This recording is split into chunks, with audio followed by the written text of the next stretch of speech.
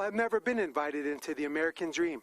We, for years, fought congressional battles with past congressmen and senators that were part of a broken system that ignored us. That is, until President Trump took office.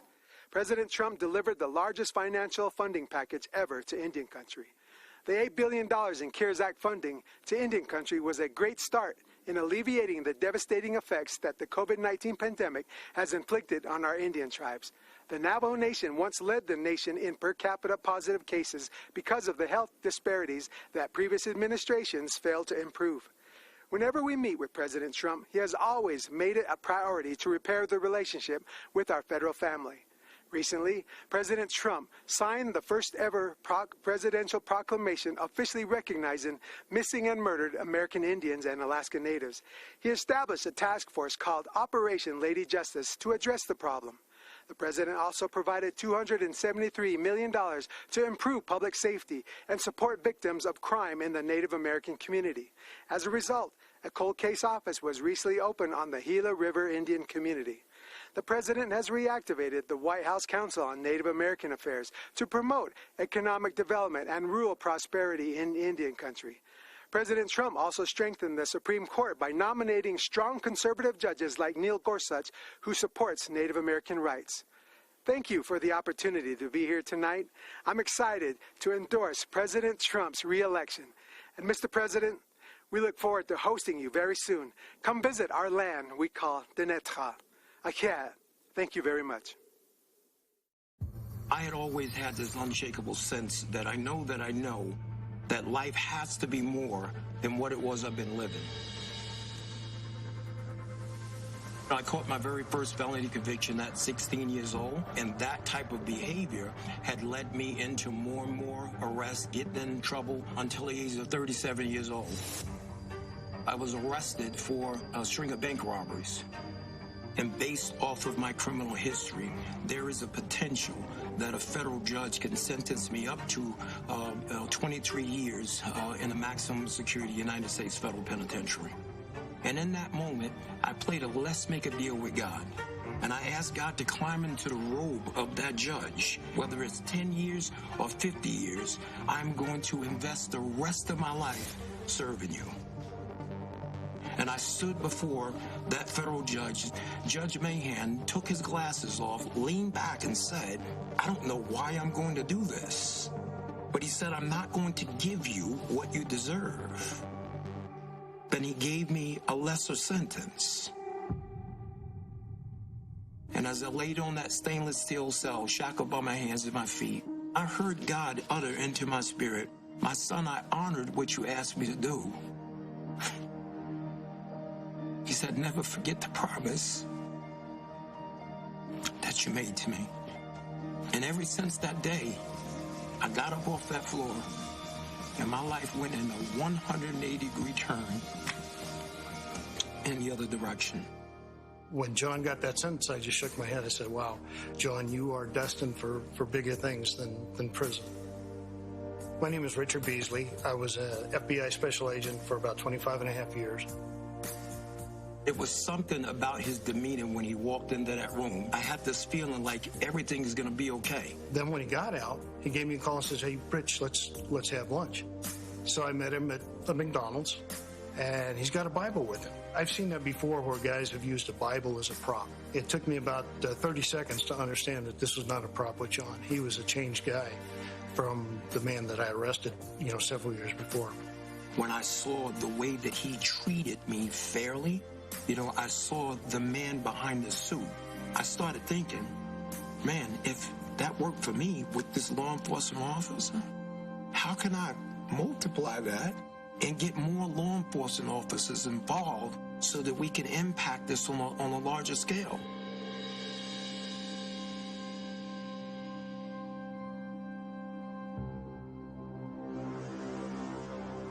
President Trump, he had made a bunch of promises. So let me just be transparent. When he first started talking about the things he was going to do, I'm sitting there going, wait a minute here.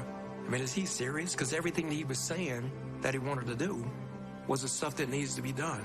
And before he walked out that meeting that day, I promised I'll make it out there to, come speak at one of your graduations. I heard that they were phenomenal.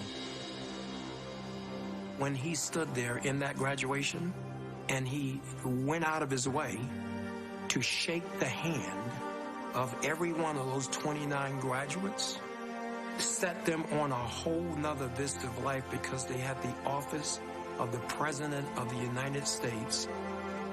The promises that he made was promises that he kept.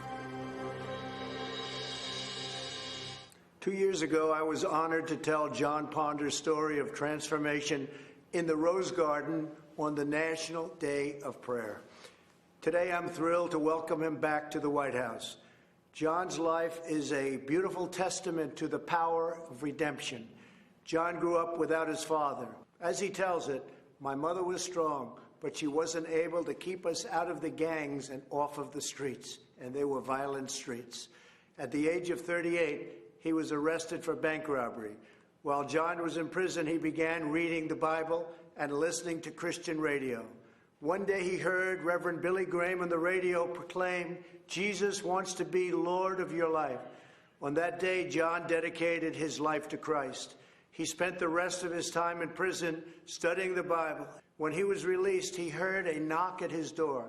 It was the officer who put him in jail, FBI Special Agent Richard Beasley, who said, "I want you to know that I've been praying for you." Now, Richard and John are best friends, and we are grateful that Richard is here with us today. In the last 10 years since John was released, he has created one of the most successful reentry programs, Hope for Prisoners in Las Vegas. I was glad to speak there earlier this year. As John says, Hope for Prisoners is a movement that began as a dream in a tiny prison cell and is now making a difference in the lives of thousands, truly bringing hope that there is an opportunity and a community that is waiting and willing to offer them a second chance. John, we honor your devotion to showing returning citizens that they are not forgotten. We believe that each person is made by God for a purpose. I will continue to give all Americans, including former inmates, the best chance to build a new life and achieve their own American dream, and a great American dream it is. Now I'd like to ask John and Richard to say a few words. I can't tell you how grateful I am to have the opportunity to speak here today. Not so long ago, my life was running from the police, fearing the police, and avoiding the police. Not because of anything that the police had done to me personally, but due to the animosity I had allowed to grow inside of me, making me believe that they were my enemy. But today, praise God, I am filled with hope. A proud American citizen who has been given a second chance. My transformation began in a prison cell where I found myself a 3-time convicted felon facing yet another sentence. I gave my life to Jesus and made him a promise that I would spend the rest of my days helping others like me. My first help and support came from the unlikeliest of places, the FBI agent who arrested me, Richard Beasley. He is now a dear friend and has been a source of encouragement to me throughout my entire journey. I am grateful for the men and women of the Las Vegas Metropolitan Police Department who volunteer their time to people who are returning to our local community after incarceration. These are the real-life heroes who put their lives on the line every day, armed with the promise that they made to protect and to serve, have made a tremendous impact in the lives of men and women reintegrating back into our society. My hope for America is that formerly incarcerated people will be afforded the opportunity to take advantage of the fact that we live in a nation of second chances. My hope for America is that law enforcement and people in the communities across our country can come together and realize that as Americans, we have more in common than we have differences. My hope for our great nation is to continue on this path we are on of being the most prosperous country in the world. I'm so proud of John with his life's turnaround and for all the lives that he's helped to change. It may be hard to believe that as a retired FBI agent, one of my best friends is a person I arrested for bank robbery. When I met John 15 years ago, he was angry, scared, frustrated, and anxious about his future. On the drive to prison, I stopped at a convenience store and bought John a coffee and a donut. After he was sentenced, John sent me a necktie and a note thanking me for treating him like a gentleman. 5 years later, when he got out of prison, John called me and wanted to meet for lunch. He was a different man. He talked about starting a reentry program for men and women coming out of prison. Over time, John earned the trust and respect of the law enforcement community, many of whom volunteer in John's Hope for Prisoners program. I'm grateful for President Trump's commitment to criminal justice reform. On February 20th of this year, he was the guest speaker at the Hope for Prisoners graduation. He stayed much longer than scheduled to hand out diplomas to the 29 men and women who graduated that day. What a sight. The most important man in the free world shaking hands and pledging his administration's support to ex-offenders. Their families were there, the community was there. What a great second chance. I also appreciate President Trump's support for law enforcement. I always felt like I had strong support as an FBI agent, but there's nothing worse than knowing you're being second-guessed when you're doing your job. In certain parts of our country right now, law enforcement doesn't feel like they have the support from their local leaders. They're being painted with a broad brush, unfairly, with calls for defunding. But as President Trump knows, the overwhelming percentage of law enforcement officers are good, smart people who are doing their jobs very well. And they can change the world working with people like John. Thank you. So now I'd like to invite John's wife, Jamie, to join us as I grant John, I'm not sure you know this, a full pardon. So I don't know if you know that, Jamie. Come on over here. It's just an honor. And you have done incredible work. Thank you, sir. And all of Las Vegas and all of Nevada and all of every place in this country is very proud of you, the job you've done, bringing people back. And you're right, I was supposed to be there for 5 minutes. I stayed for an hour and a half because it was so interesting to me. Congratulations to both. Thank you, sir. Thank you. Richard, thank you very much for the job you do. Thank you. It's fantastic. Thank you. Thank you.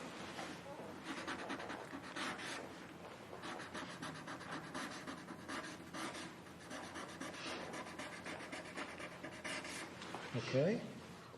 I think I'll give it to Jamie. What do you think?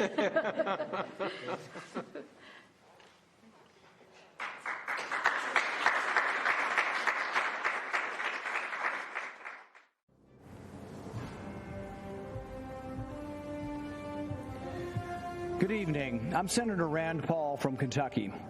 Donald Trump and I met many years ago, before he was running for anything. When I first met him, I recall being struck by how down-to-earth he was. He seemed like just a normal guy. Okay, a normal guy with his own plane and helicopter, but who's counting? I was planning a medical mission trip to Guatemala to perform charity eye surgeries, and we needed money to fund the trip. Donald Trump offered to help and immediately came through for us. Not only did he support my medical mission to Guatemala, but he also contributed to another mission trip to Haiti a year later. We performed hundreds of cataract surgeries in both countries. Nothing is more amazing than removing the bandages from a person's eyes and watching them as they see their loved ones again. Donald Trump helped me make that happen. A few years later, we were opponents, both running for president, and we all know how that turned out. But I'm proud of the job Donald Trump has done as president. I don't always agree with him, but our occasional policy differences are far outweighed by our significant agreements. But more important than simple agreement is accomplishment. President Trump gets things done. When some in Congress wanted a so-called revenue-neutral tax plan, Donald Trump and I worked together to make sure that it was a true tax cut. I brought President Trump an idea for better, less expensive health insurance called Association Health Plans. Donald Trump overturned years of red tape and bureaucrats, and he made it happen. While others talked about criminal justice reform, President Trump actually signed the First Step Act, the first real reform in a generation, and one that sought to undo the harm that others, like Joe Biden, have done. For those of us who lament the Biden crime bill that locked up a generation of young black men, remember that Biden bragged about a bill that still wreaks havoc among people of color. I'm supporting President Trump because he believes, as I do, that a strong America cannot fight endless wars. We must not continue to leave our blood and treasure in Middle East quagmires. I flew with him to Dover Air Force Base to honor 2 soldiers whose remains were coming home from Afghanistan. I'll never forget that evening. I can tell you the president not only felt the pain of these families, but that the president is committed to ending this war. President Trump is the first president in a generation to seek to end war rather than start one. He intends to end the war in Afghanistan. He is bringing our men and women home. Madison once wrote, "No nation can preserve its freedom in the midst of continuous warfare." I'm proud to finally see a president who agrees with that. Compare President Trump with the disastrous record of Joe Biden, who has consistently called for more war. Joe Biden voted for the Iraq War, which President Trump has long called the worst geopolitical mistake of our generation. I fear Biden will choose war again. He supported the war in Serbia, Syria, Libya. Joe Biden will continue to spill our blood and treasure. President Trump will bring our heroes home. If you hate war like I hate war, if you want us to quit sending $50 billion every year to Afghanistan to build their roads and bridges instead of building them here at home, you need to support President Trump for another term. So to our soldiers and their families, join me in supporting President Trump. To those of you who want lower taxes and better, less expensive health care, join me in supporting President Trump. To those of you who want to stand up and fight the socialists poisoning our schools and burning our cities, join me in supporting President Trump. Let's rebuild America together.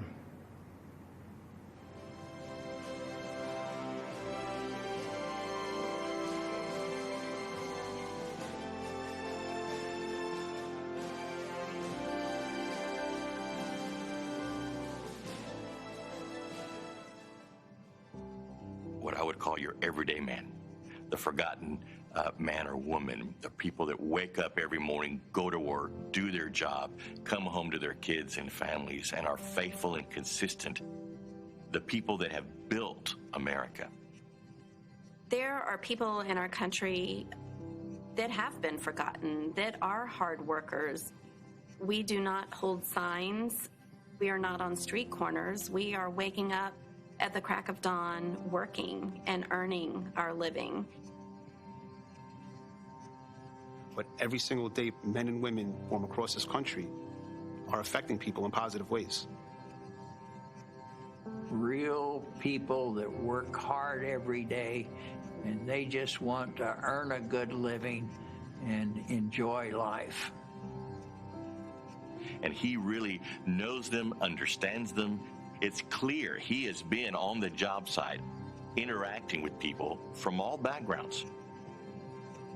I've never had someone care so much about making sure people have job security. The president's job is to protect us, keep us safe, and help make our life better and the opportunity to pursue the American dream. That's what Donald Trump is doing. As a cattle rancher and a farmer, I do feel that we are not forgotten with this administration. We have hope for preserving our industry. My hope is that we lift the regulations that have stripped away the working class Americans' ability to do what they innately know how to do best.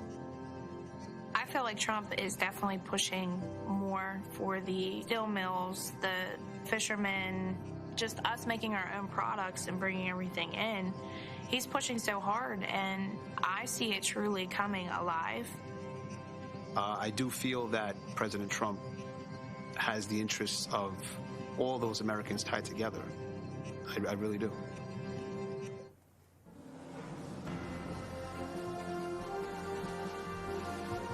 Good evening. My name is Jason Joyce, and I'm an 8th-generation lobster fisherman from Swans Island, Maine. I make my living from lobster fishing, oyster farming, and providing eco-tours in the beautiful waters near Acadia National Park, where I have over 200 years of family history. I have to confess, I didn't support Trump in 2016. Skeptical that he shared my conservative views, I expected him to flip-flop on his campaign promises. But he has followed through on his promises, including last week when he brokered a deal to end European Union tariffs of 8% on Maine live lobsters and up to 20% on Maine lobster products, which is great news for Maine's lobstermen and women. I live on an island with 370 residents, and lobstering is how we provide for our families. Maine's lobstermen are true environmentalists. We practice conservation every day. If we didn't, we'd be putting ourselves out of business. 4 years ago, the Obama-Biden administration used the Antiquities Act to order thousands of square miles of ocean off limits to commercial fishermen. They did it to cater to environmental activists. Although Maine's lobstermen don't fish there, Obama's executive order offended us greatly. It circumvented the Fisheries Council's input. President Trump reversed that decision, reinstating the rules that allow stakeholder input, and he supports a process that seeks and respects fishermen's views. As long as Trump is president, fishing families like mine will have a voice. But if Biden wins, he'll be controlled by the environmental extremists who want to circumvent long-standing rules and impose radical changes that hurt our coastal communities. I strongly support President Trump's re-election. When he sees something isn't right, he's fearless in fixing it. He listens to working people. He nominates judges who respect the Constitution and the right to life. He keeps his word, like eliminating the European tariffs and moving the U.S. Embassy from Tel Aviv to Jerusalem. I hope you will join me this time in voting for President Trump. Stand up for your country. Thank you.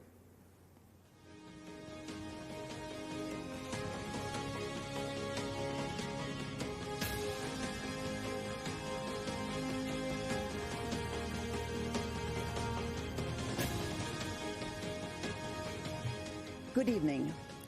My name is Chris Peterson. My husband Gary, our family, and I milk 1,000 cows on a dairy farm in Grantsburg, Wisconsin, a small middle American town. Truth be told, until I married my cute farmer from Grantsburg a long time ago, I was a city slicker from Minneapolis, which is about 70 miles south of us. Donald Trump became president in the middle of the Great Depression for dairy farmers in Wisconsin. In 2016, prices were horrible, and longtime generational farms across the nation were going out of business. In 2017, our 120-year-old barn, which served as our milking center, caught fire and burned to the ground.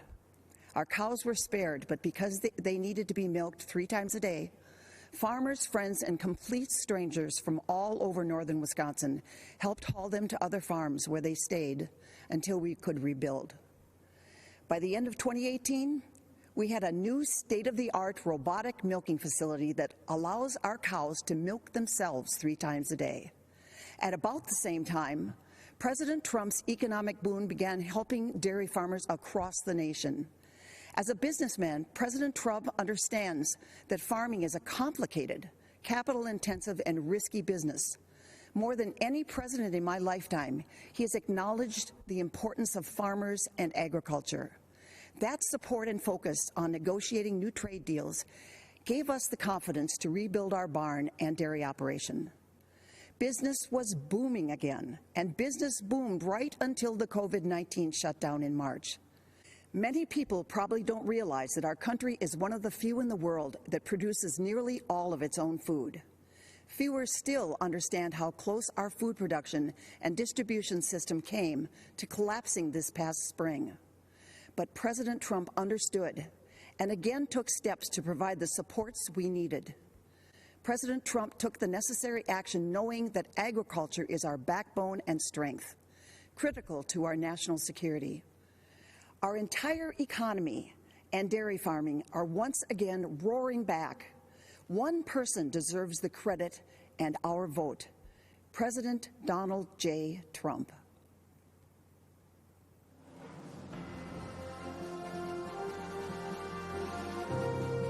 What was happening prior to President Trump, you had businesses that were overregulated, not a friendly environment at all to start a company. My family stopped ranching about 7 years ago. The regulations became so overbearing that the ranch was slowly sold off. I lost businesses because of this regulation. The factories in our towns closed. The businesses in our towns have shut. It got to the point finally that middle America needed help. President Trump came in and was able to shed light on an area that had been so long left behind.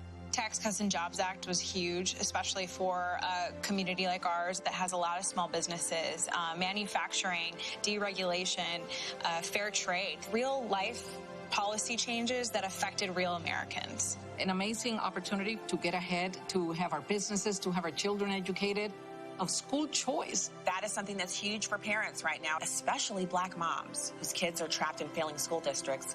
Before COVID hit, Black unemployment rate was at the lowest ever. I've seen the numbers of employees go up, and they're earning a lot more for their family than what they had previously.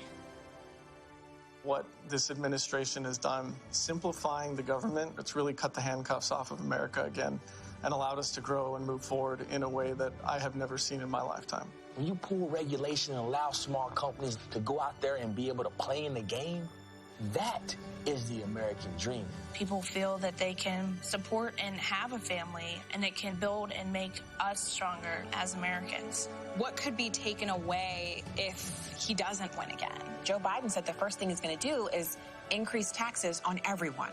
Over-regulating and making it where a small business can't grow, that's taking away the American dream.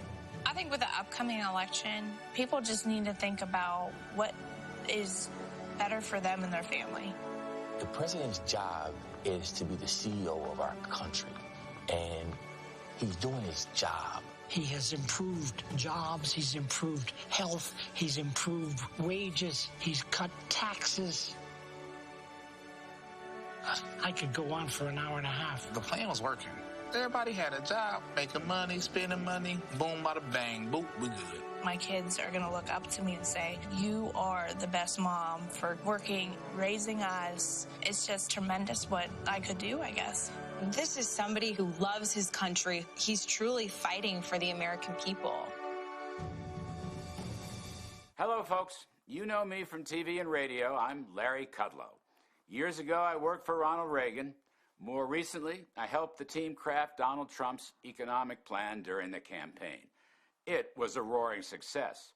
Inheriting a stagnant economy on the front end of recession, the program of tax cuts, historic rollback of onerous regulations that crippled small business, unleashing energy to become the world's #1 producer, and free, fair, and reciprocal trade deals to bolster manufacturing, agriculture, technology, and other sectors. The economy was rebuilt in 3 years. Unemployment fell to the lowest rate of 3.5%. Blue collars, African Americans, Hispanics, women, all groups benefited enormously. Everyone was better off. A rising tide lifted all boats. Then came a once-in-100-year pandemic. It was awful. Health and economic impacts were tragic. Hardship and heartbreak were everywhere. But presidential leadership came swiftly and effectively with an extraordinary rescue for health and safety to successfully fight the COVID virus. A great bipartisan rescue also saved the economy. Right now, our economic health is coming back. With emergency spending and tax cuts, Americans are going back to work. There's a housing boom, there's an auto boom, a manufacturing boom, a consumer spending boom. Stocks are in record territory. A V-shaped recovery is pointing to better than 20% growth in the second half of this year. Now, looking ahead, more tax cuts and regulatory rollback will be in store. Payroll tax cuts for higher wages, income tax cuts for the middle class, capital gains tax cuts for investment, productivity, and jobs. Much more regulatory relief for small businesses. In economic terms, folks, this is no time for a $4 trillion tax hike. Coming out of the deep pandemic, who in their right mind would pick the pockets of taxpayers and drain money from their wallets and purses? Look, our economic choice is very clear. Do you want economic health, prosperity, opportunity, and optimism? Or do you want to turn back to the dark days of stagnation, recession, and pessimism? I believe there can't be better economic policies than we've had in recent years. So I say, stay with them. Thank you.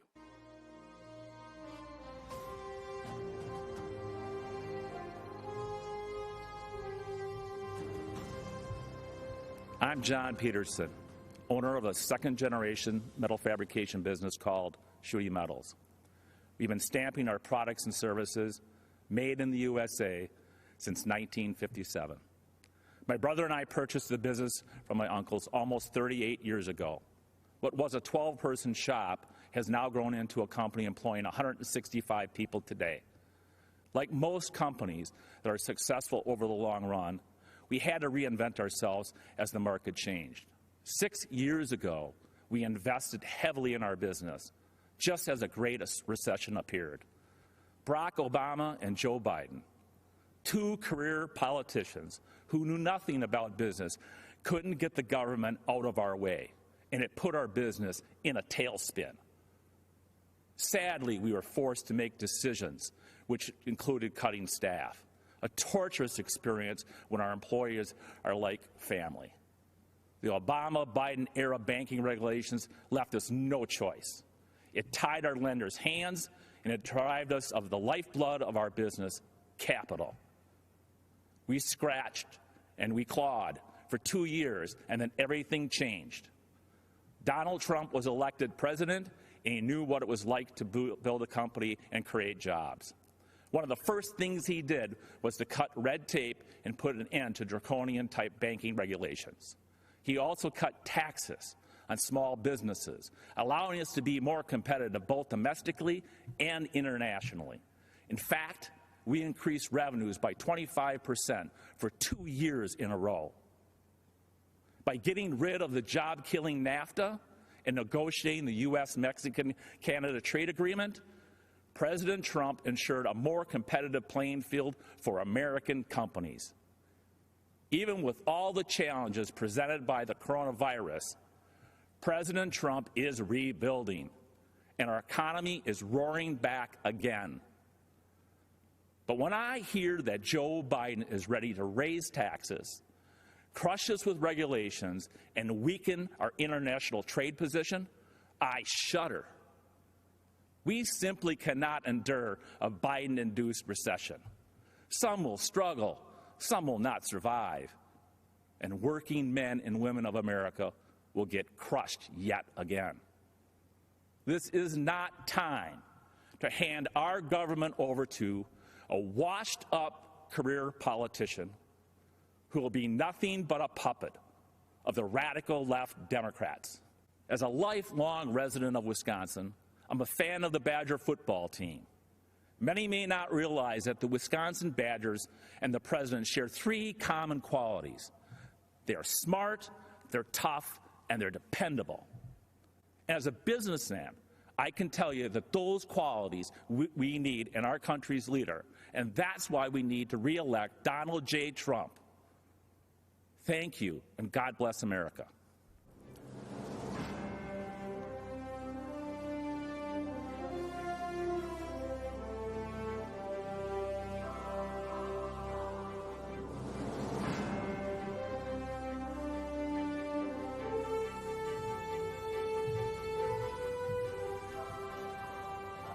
Good evening. I'm Sissy Graham Lynch, and I'm honored to speak to you tonight about something that is so important to all of us, our faith.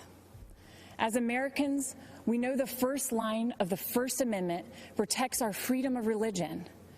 But what we often forget, the actual words, are free exercise of religion. That means living out our faith in our daily lives, in our schools, in our jobs, and yes, even in the public square. Our founders did not envision a quiet, hidden faith. They fought to ensure that the voices of faith were always welcomed, not silenced, not bullied. But during the Obama-Biden administration, these freedoms were under attack. Democrats tried to make faith organizations pay for abortion-inducing drugs. Democrats tried to force adoption agencies to violate their deeply held beliefs. Democrats pressured schools to allow boys to compete in girls' sports and use girls' locker rooms. Those are the facts. But then, we, the people, elected Donald Trump. People of faith suddenly had a fierce advocate in the White House. He appointed judges who respect the First Amendment. He supported religious beliefs in court. He ensured religious ministries would not be forced to violate their beliefs. He withdrew the policies that placed our little girls at risk. And on the world stage, President Trump became the first president to talk about the importance of religious freedom at the United Nations, giving hope to people of faith around the world. In America, we have not yet experienced physical persecution, even though the left has tried to silence us. Even during the pandemic, we saw how quickly life can change. Some Democratic leaders tried to ban church services, while marijuana shops and abortion clinics were declared essential. But you know what truly is essential? Our right to worship freely and live our faith in every aspect of life. The Biden-Harris vision for America leaves no room for people of faith. Whether you're a baker, a florist, or a football coach, they will force the choice between being obedient to God or to Caesar, because the radical left's God is government power. So in the words of my grandfather, Billy Graham, let us stand for political freedom, moral freedom, religious freedom, and the rights of all Americans. And let's never give in to those who would attempt to take it from us. Tonight, I'm proudly standing in that public square, and I hope and pray you will join me in voting to re-elect President Trump. I am Bob Vucelovich, Mayor of Eveleth, a small town in the Iron Range of Minnesota. My father and grandfather earned their livings mining the raw materials that made the steel that built America. This election is a make or break for workers who are carrying on the legacy of men like them. Since the Iron Range economy is vulnerable to economic trends and to foreign trade, we have always needed a strong voice in Washington. We looked to Democrats to fill that void for many years because we actually thought they cared about our welfare. Not anymore. The radical environmental movement has dragged the Democratic Party so far to the left they can no longer claim to be advocates of the working man. This is hard for me to say because I am a lifelong Democrat. But for far too long, members of both parties allowed our country to be ripped off by our trading partners, especially China, who dumped steel into our markets and slapped tariffs on our products. And what did so-called leaders like Joe Biden do? Nothing. The human cost has been devastating. We lost thousands of jobs. We lost a generation of young people who had to leave the Iron Range to find a livelihood. And worst of all, we lost hope. Then something unexpected happened. A straight-talking New Yorker burst onto the scene, promising to stand up to China and the rest of the world on behalf of the American worker. 4 years later, the Iron Range is roaring back to life, and we have one man to thank, President Donald Trump. He made good on his promises by cutting our taxes, rolling back senseless regulations, and delivering trade deals that put America's interests first. But the fight is not over. Joe Biden has allowed radicals like AOC to craft his environmental policies. Their so-called Green New Deal is a job-killing disgrace dreamt up by people who don't live in the real world. But Biden is too weak, too scared, and too sleepy to stand up to the radical left. He has been doing nothing in Washington for 47 years. Why would year 48 be any different? President Trump won't back down to anybody. He delivered the best economy in our history, and he will do it again for all of us. The Iron Range's economic future and survival is at stake, and so is America's. We know we can count on President Trump to fight for us and win. Let's make sure he wins on November 3rd. God bless America.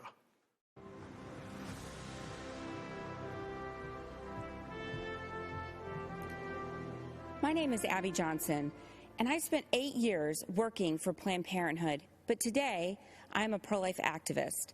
When I was in college, Planned Parenthood approached me at a volunteer fair. They talked about helping women in crisis and their commitment to keep abortion safe, legal, and rare. I was convinced to volunteer and later offered a full-time job as a medical assistant before my promotion to director of the clinic. I truly believed I was helping women. But things drastically changed in 2009. In April, I was awarded Planned Parenthood's Employee of the Year Award and invited to their annual gala where they present the Margaret Sanger Award, named for their founder. Now, Margaret Sanger was a racist who believed in eugenics. Her goal when founding Planned Parenthood was to eradicate the minority population. Today, almost 80% of Planned Parenthood abortion facilities are strategically located in minority neighborhoods. And every year, Planned Parenthood celebrates its racist roots by presenting the Margaret Sanger Award. Later in August, my supervisor assigned me a new quota to meet, an abortion quota. I was expected to sell double the abortions performed the previous year. When I pushed back, underscoring Planned Parenthood's public-facing goal of decreasing abortions, I was reprimanded and told, "Abortion is how we make our money." But the tipping point came a month later when a physician asked me to assist with an ultrasound-guided abortion.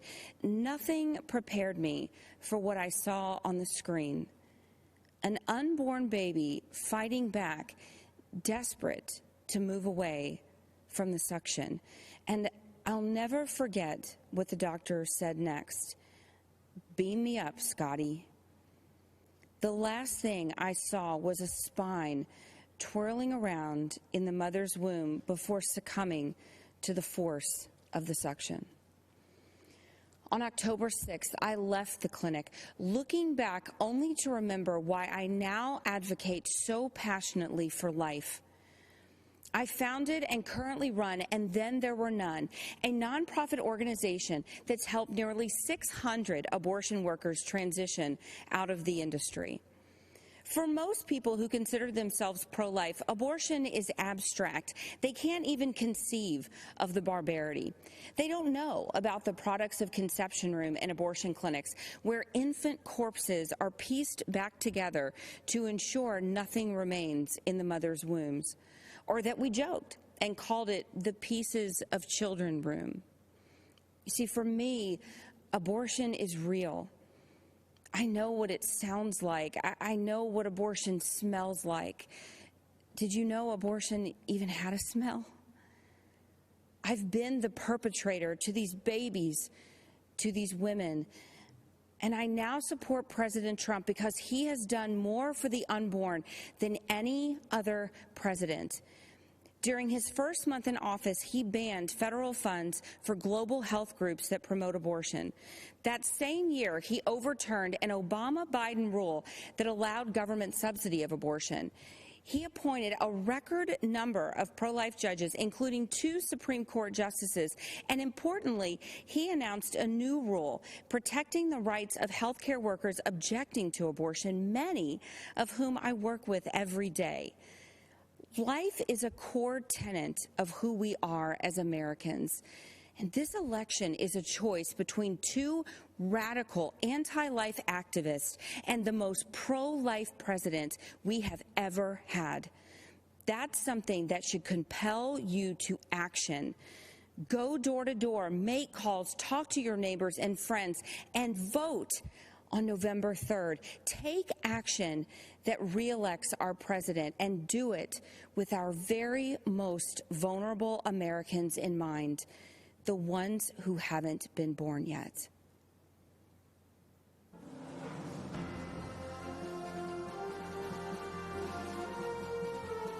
It began as a class trip to join thousands for the annual March for Life.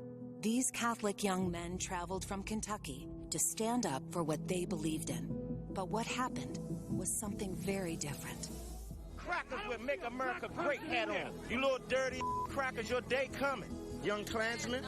Look at our Make America Great Again hat. Social media, the news, and even celebrities launched a campaign of persecution that was completely false against a boy in a Make America Great Again hat.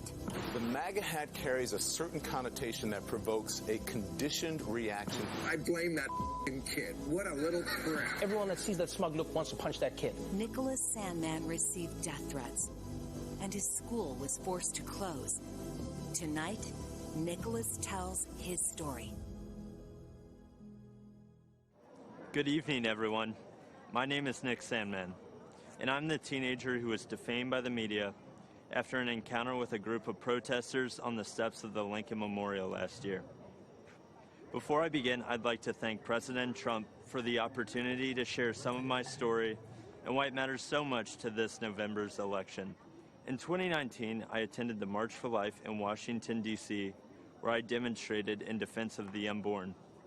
Later that day, I bought a Make America Great Again hat because our president, Donald Trump, has distinguished himself as one of the most pro-life presidents in the history of our country, and I wanted to express my support for him too.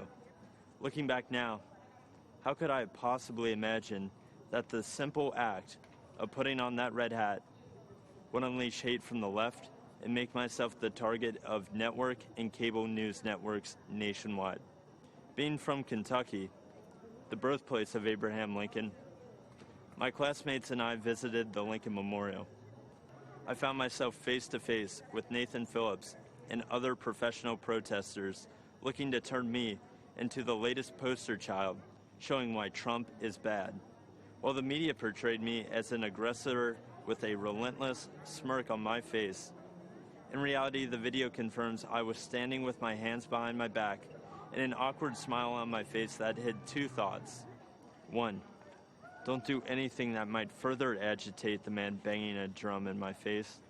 And two, I was trying to follow a family friend's advice, never to do anything to embarrass your family, your school, or your community. Before I knew what was happening, it was over. One of Mr. Phillips' fellow agitators yelled out, "We got him. It's all right here on video. And we won, Grandpa." What I thought was a strange encounter quickly developed into a major news story, complete with video footage. My life changed forever in that one moment. The full war machine of the mainstream media revved up into attack mode. They did so without researching the full video of the incident, without ever investigating Mr. Phillips' motives, or without ever asking me for my side of the story. And do you know why? Because the truth was not important. Advancing their anti-Christian, anti-conservative, anti-Donald Trump narrative was all that mattered. And if advancing their narrative ruined the reputation and future of a teenager from Covington, Kentucky, well, so be it. That would teach him not to wear a MAGA hat. I learned what was happening to me had a name. It was called being canceled, as in annulled, as in revoked, as in made void. Canceled is what's happening to people around this country who refuse to be silenced by the far left. Many are being fired, humiliated, or even threatened. And often, the media is a willing participant. But I would not be canceled. I fought back hard to expose the media for what they did to me, and I won a personal victory. While much more must be done, I look forward to the day that the media returns to providing balanced, responsible, and accountable news coverage. I know President Trump hopes for that too. And I know you'll agree with me when we say that no one in this country has been a victim of unfair media coverage more than President Donald Trump. In November, I believe this country must unite around a president who calls the media out and refuses to allow them to create a narrative instead of reporting the facts. I believe we must join a president who will challenge the media to return to objective journalism. And together, I believe we must all embrace our First Amendment rights and not hide in fear of the media or from the tech companies or from the outrage mob either. This is worth fighting for. This is worth voting for. And this is what Donald Trump stands for. Thank you all for listening to me tonight. And one more thing. Let's make America great again.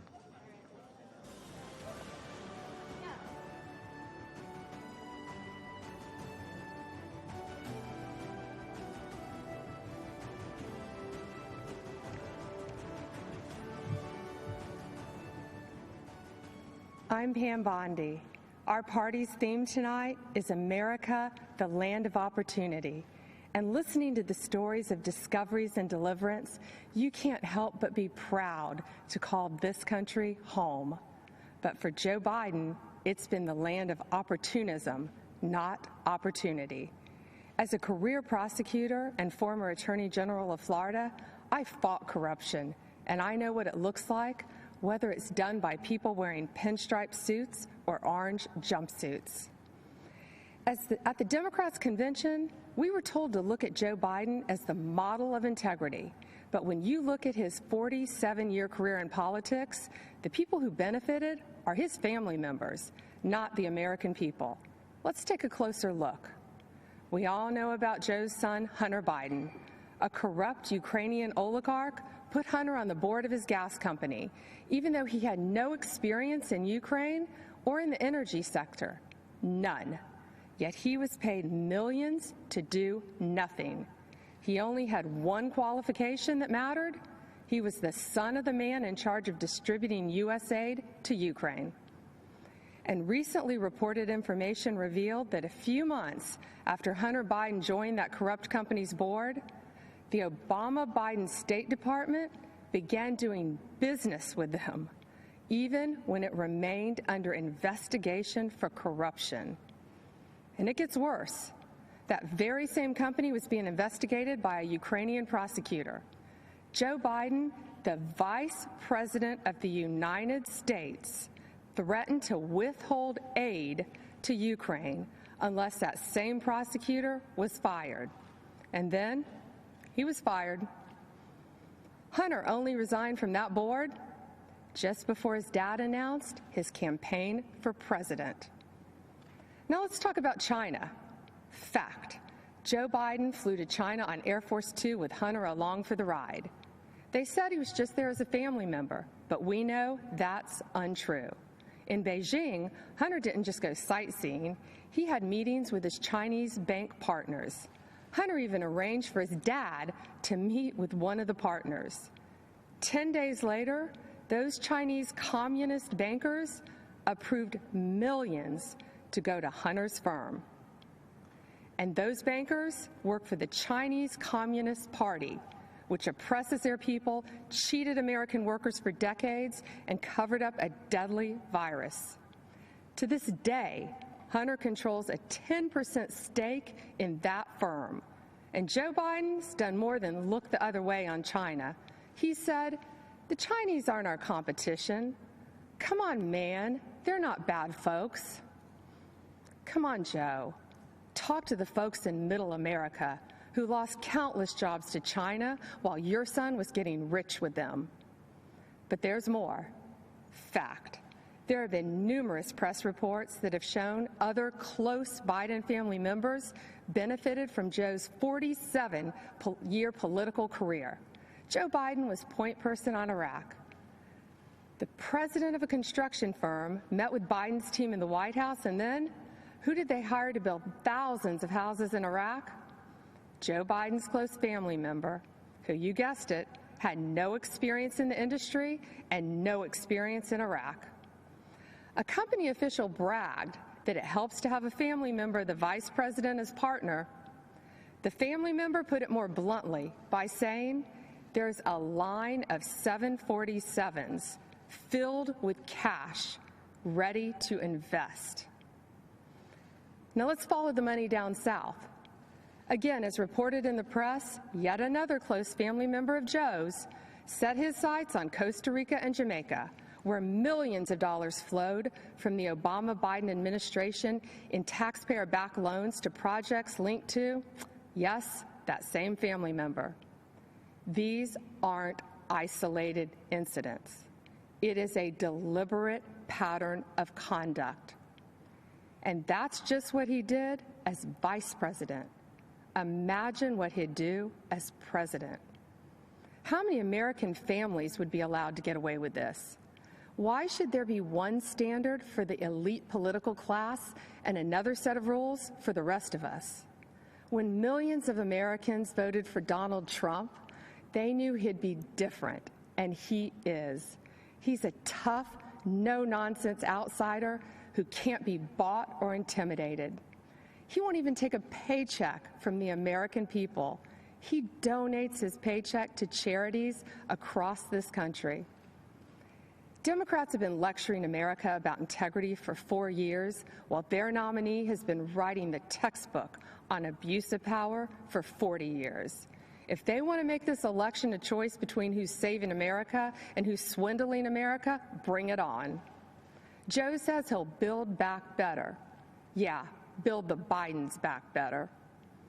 Our president is in this to build a safer, better, and stronger America, and he will finish what he started to keep this a real land of opportunity for everyone. If you want to check your voting status, secure your ballot, or register to vote, text VOTE to 88022. Remember, the best is yet to come.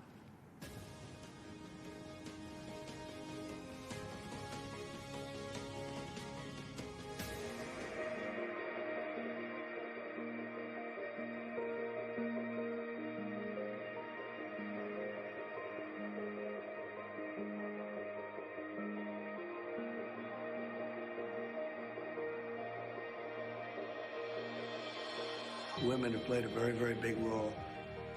The level of genius is unbelievable, frankly. You're what? You've got 70, 80 years on this earth? What are you going to do with it? Are you going to make that difference? Are you going to say, I was there for the big battles in our country to save America? It's what I feel very much called to do ever since I was a very young girl. In 2016, Donald Trump made his historic run for the office of United States President. Knowing the monumental task he would be undertaking, he rested all of his hopes for winning on one woman. Because of that trust, he became the 45th President of the United States, and Kellyanne Conway became the first woman in U.S. history to manage a winning presidential campaign. This president has been a champion for women mostly because he speaks to them as if they can handle and tackle all issues. I don't want a job because of my gender. I want the job because I'm the best person for that position. That's it. And he respects that. And he appreciates hard work. You can't ask for anything better, especially in a boss.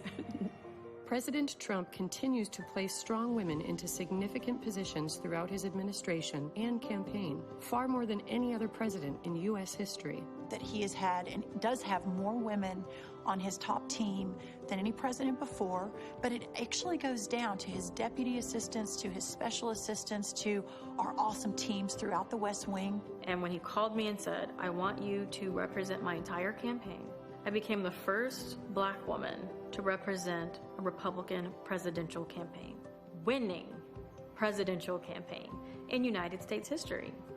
Throughout his career, Trump has always touted family first as a core value. He shows this especially with his choices of press secretaries, choosing Sarah Sanders, the first mother to become a press secretary, Stephanie Grisham, the first single mother to serve as press secretary, and Kayleigh McEnany, who transitioned into the job while also transitioning into the job of mom. I have 4 children. Kellyanne Conway has 4 children. Ivanka has, I think between all the senior staff women, we might have 75 kids. I'm not sure. We've lost count. But the importance of the work is never lost on any of us. And truly, it is those children that we are fighting for and for their future. With these capable women placed in positions of powerful influence and authority, President Trump has proven that when the stakes are highest, he is proud to entrust many of our nation's most crucial jobs to women. The number of dedicated, amazing, brilliant, relentless women that are dedicated to the country and to the president and to preserving the American dream is one of the greatest, if not the greatest things I'll ever be a part of.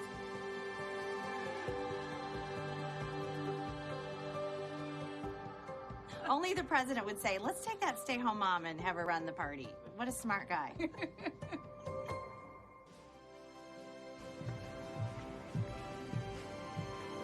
Good evening. I'm Tiffany Trump. Since speaking at the Republican convention 4 years ago, so much has changed for the world, for our country, and for my family. Like so many students across the world, I graduated from law school during the pandemic. Our generation is unified in the facing the future in uncertain times, and many of us are considering what kind of country we want to live in. As a recent graduate, I can relate to so many of you who might be looking for a job. My father built a thriving economy once, and believe me, he will do it again. This election, I urge each and every one of you to transcend political boundaries. This is a fight for freedom versus oppression, for opportunity versus stagnation, a fight to keep America true to America. I urge you to make judgment based on results and not rhetoric. If you believe in criminal justice reform, there is only one president that passed the First Step Act, giving people a second chance, a chance at a life once again. And if you believe in expanding quality and affordable health care, only President Trump, my father, signed the right to try into law the Favored Nations Clause and other actions to lower drug prices and keep Americans from getting ripped off. People must recognize that our thoughts, our opinions, and even the choice of who we are voting for may and are being manipulated and visibly coerced by the media and tech giants. If you tune into the media, you get one biased opinion or another. And what you share, if it does not fit into the narrative that they seek to promote, then it is either ignored or deemed a lie, regardless of the truth. This manipulation of what information we receive impedes our freedoms. Rather than allowing Americans the right to form our own beliefs, this misinformation system keeps people mentally enslaved to the ideas they deem correct. This has fostered unnecessary fear and divisiveness amongst us. Why are so many in media and technology and even in our own government so invested in promoting a biased and fabricated view? Ask yourselves, why are we prevented from seeing certain information? Why is one viewpoint promoted while others are hidden? The answer is control, because division and controversy breed profit. But what are the consequences when only one side of the story gets out, or when only one viewpoint is acceptable? For our education system, it meant sacrificing civil debate by creating an atmosphere where students with contrary opinions are too afraid to speak. Many students find themselves suppressing their beliefs to fit into what the acceptable groupthink is. In short, our nation suffers by inhibiting our diversity of thought and inclusion of ideas. Working together outside of our political comfort zones will accomplish so much more. Some cynical politicians do not seem to believe in the miracle of America. Well, I do. As Maximo Alvarez said so eloquently last night, if freedom is lost in this country, there is nowhere else to go. Having hope is not weakness, and believing in miracles is a gift from God. So tonight, I want to tell you the uncensored truth of what we believe in. We believe in equality of opportunity. We believe in freedom of thought and expression. Think what you want. Seek out the truth. Learn from those with different opinions, and then freely make your voice heard to the world.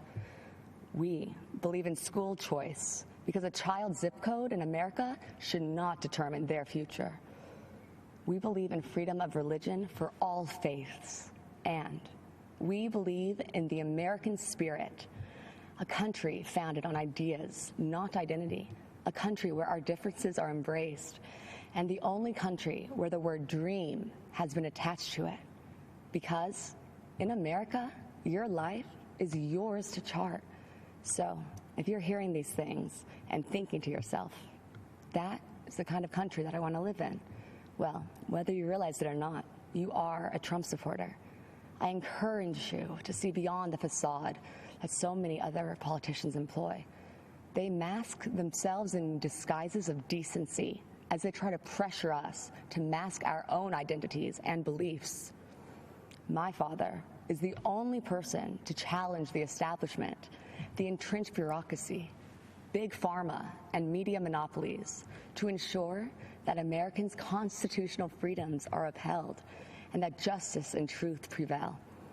My father does not run away from challenges, even in the face of outright hatred, because fighting for America is something he will sacrifice anything for.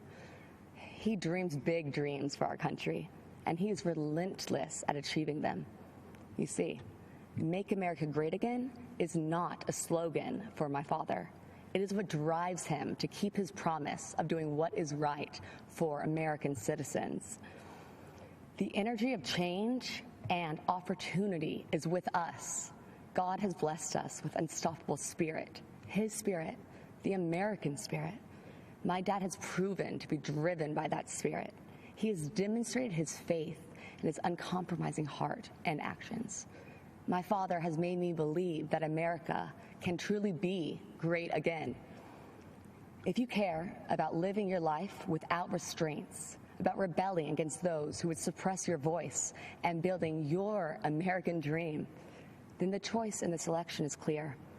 A vote for my father, Donald J. Trump, is a vote to uphold our American ideals. Be true to yourself and stay true to the dream of America. Thank you, and God bless you all.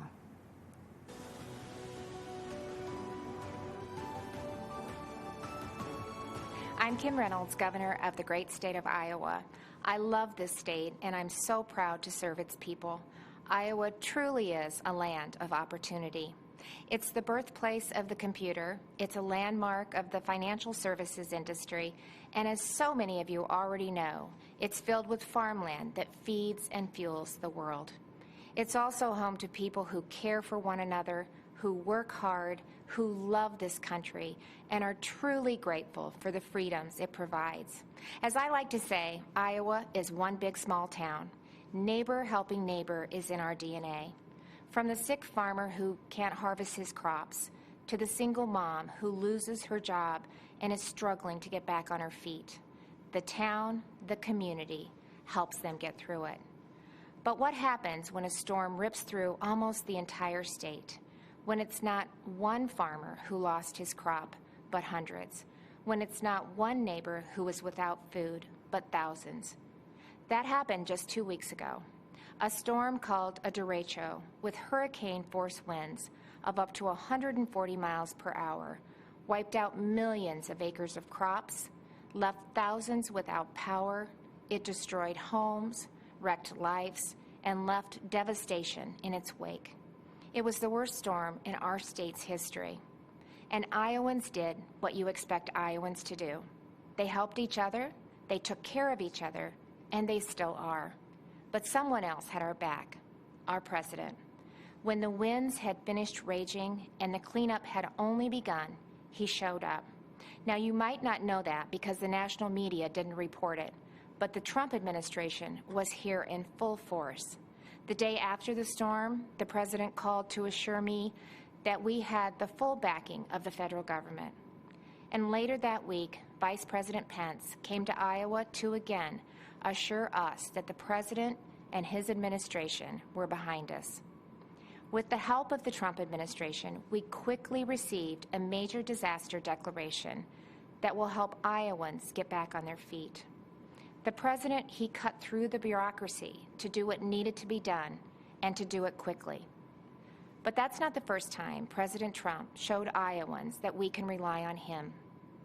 In 2019, when 100-year floods breached nearly every levee and devastated communities large and small along the Missouri River in Iowa, Nebraska, and Missouri, the president approved our request for aid in record time, in just 2 days. Well, this year, he did it in less than 24 hours.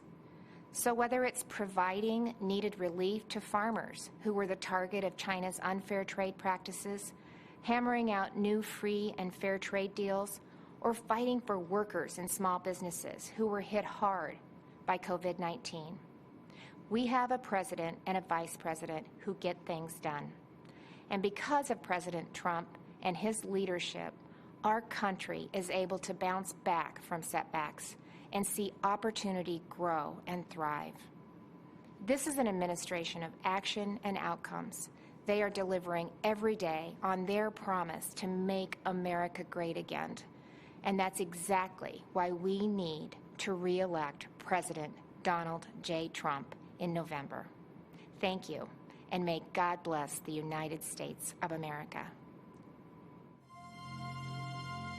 America,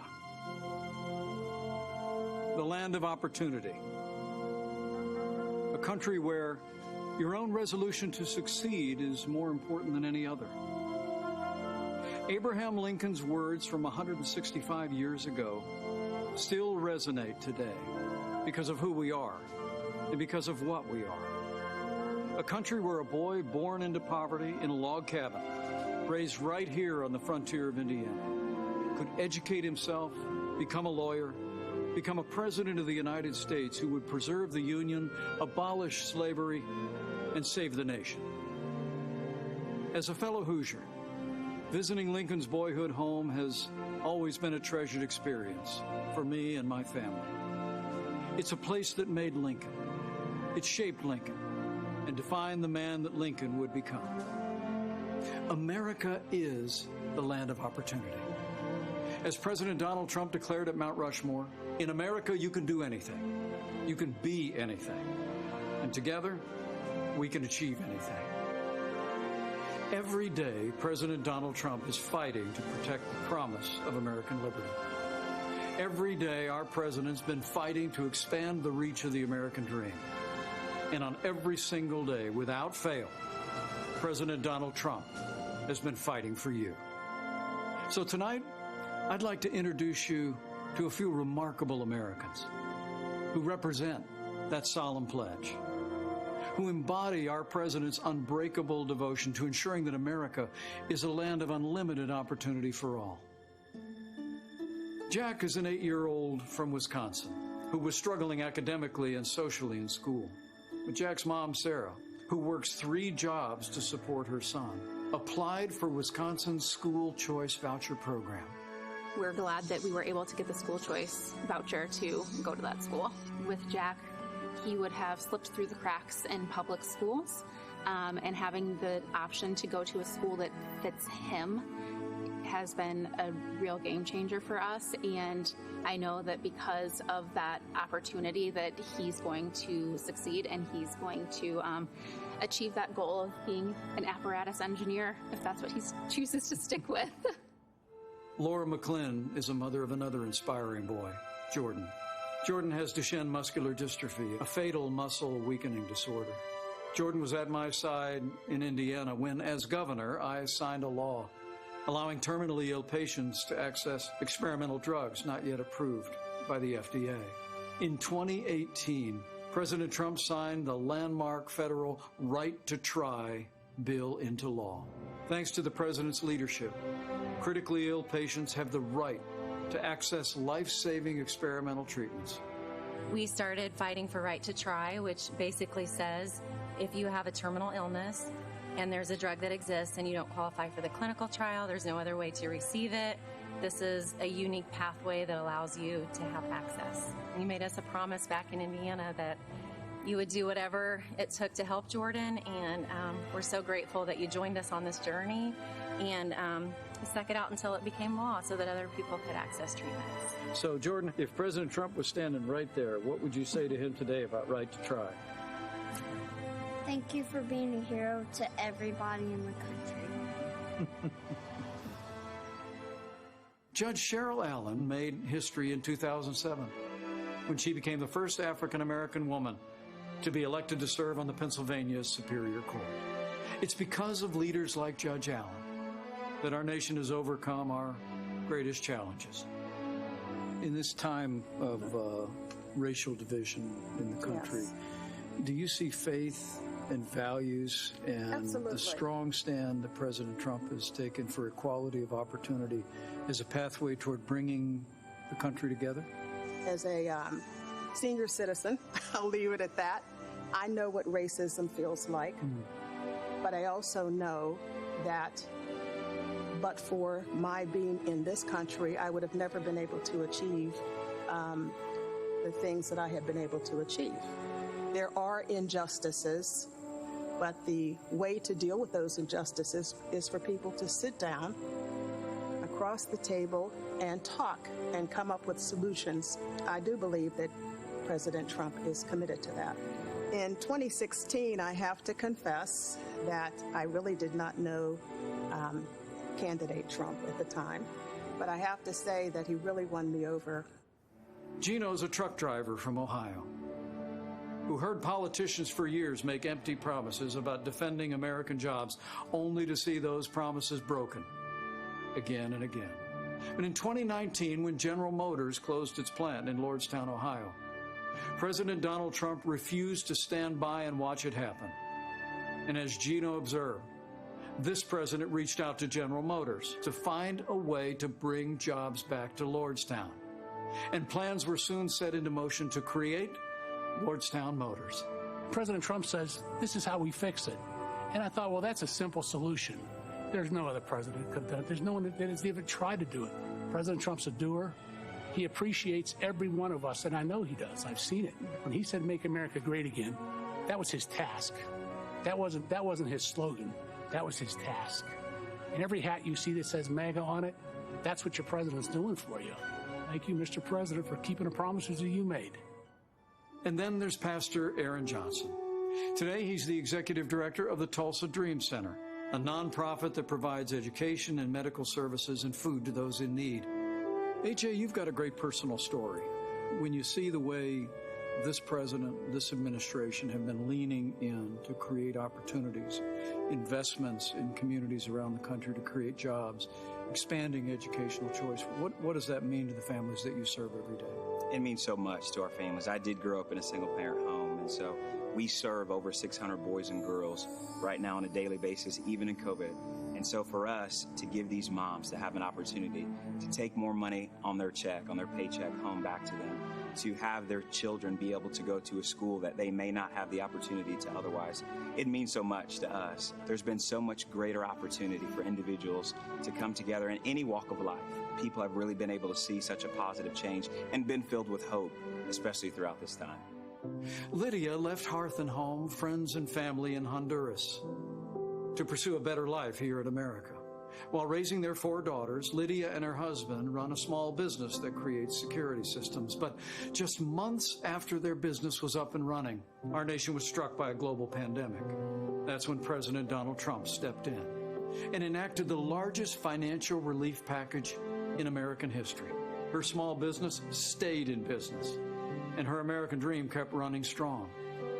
What did the Paycheck Protection Program mean to your company as the coronavirus struck? Yeah, it was a huge, tremendous help and a big blessing. And so we applied, we were accepted really quickly. We're so grateful. You can't believe how much relief we had. We want to continue serving our clients. We want to continue growing our economy, right? We want to all continue to move forward. So we were able to make it.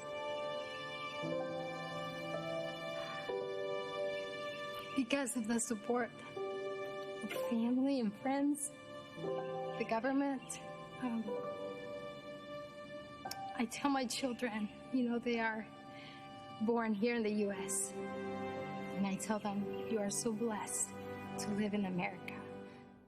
Here at Abraham Lincoln's boyhood home, a young man would grow up to become the first Republican president of the United States. And today, another Republican president is fighting to preserve that same noble legacy of freedom. And President Donald Trump will make certain that the torch of American opportunity illuminates every city, every town, and every community in this blessed land. Hi, I'm Ryan Hollitz. I'm a police officer from New Mexico. In 2017, I had an encounter that changed my life forever. I had just started my shift and responded to a call for service at a gas station. When I arrived, I saw a man and a woman sitting on a grassy slope. I recognized the telltale signs, a needle, a spoon. I knew immediately that they were preparing to inject themselves with heroin. Sadly, this is a common sight for me. I encounter the ravages of addiction every day. But nothing could prepare me for what I discovered as I approached them. The woman was very pregnant. In my shock, I asked her if she knew that she was harming her baby by doing drugs. She crumbled and burst into tears. Two worlds collided as I knelt down beside her, a police officer and a homeless drug addict, brought together by forces outside of our control. As we talked, our humanity, distinct from our stations in life, was made abundantly clear. Her name was Crystal, and in the midst of her suffering, she confided that she loved her unborn baby. She wanted the best for her child. In that moment, I saw her the way that all of you who know and love an addict see them, as fathers, mothers, brothers, sisters, children, cousins, and friends, as human beings, full of value and dignity, but robbed of their potential by this disease. When Crystal said that she was looking for a family to adopt her baby, God showed me exactly what I had to do. Without hesitation, I told her that my family would welcome her baby through adoption. Today, our beautiful daughter Hope is a thriving 2-year-old. Crystal is fast approaching 3 years of recovery. She is a dear friend and a constant inspiration to me and others. I hold a special place in my heart for those facing opioid addiction, and that's why I'm enormously grateful to the President for his leadership in fighting this deadly enemy. Through his efforts, we're turning the tide on the crisis of addiction. President Trump declared the opioid crisis to be a public health emergency and then secured $6 billion in new federal funding to help Americans fight opioid abuse. He invested an additional $100 million to stop the opioid crisis in rural America. And in a move that strikes at the root of the problem, he implemented a safer prescribing plan aimed at reducing opioid prescriptions by over 1/3 within 3 years. This is an effort that stops addiction before it ever gains a hold in someone's life. And it's having an impact. Drug overdose deaths decreased in 2018 for the first time in 30 years. Many of the states hardest hit by the opioid crisis are seeing the largest drop in deaths. We're seeing that doctors are writing fewer prescriptions for opioid pain drugs. These are significant improvements that have a meaningful impact. I think we are fortunate, America, to have a president who cares deeply for the downtrodden and who works tirelessly to find solutions. A president who doesn't just talk about problems, but stops and helps. President Trump is the leader we've needed the last 4 years, and he is the leader we need for the next 4. You see, Donald Trump is the right president at the right time. Let's make sure he's reelected on November 3rd. I pray God's blessings on you and your family, and may God bless America.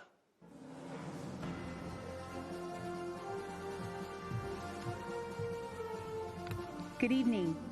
My name is Jeanette Nunez, and I'm proud to serve as Lieutenant Governor of the great state of Florida. Tonight, I'm honored to share my story of faith, family, and American freedom. As the daughter of Cuban immigrants, my story began in 1959, before I was born, when my parents' dreams of a prosperous life became a nightmare.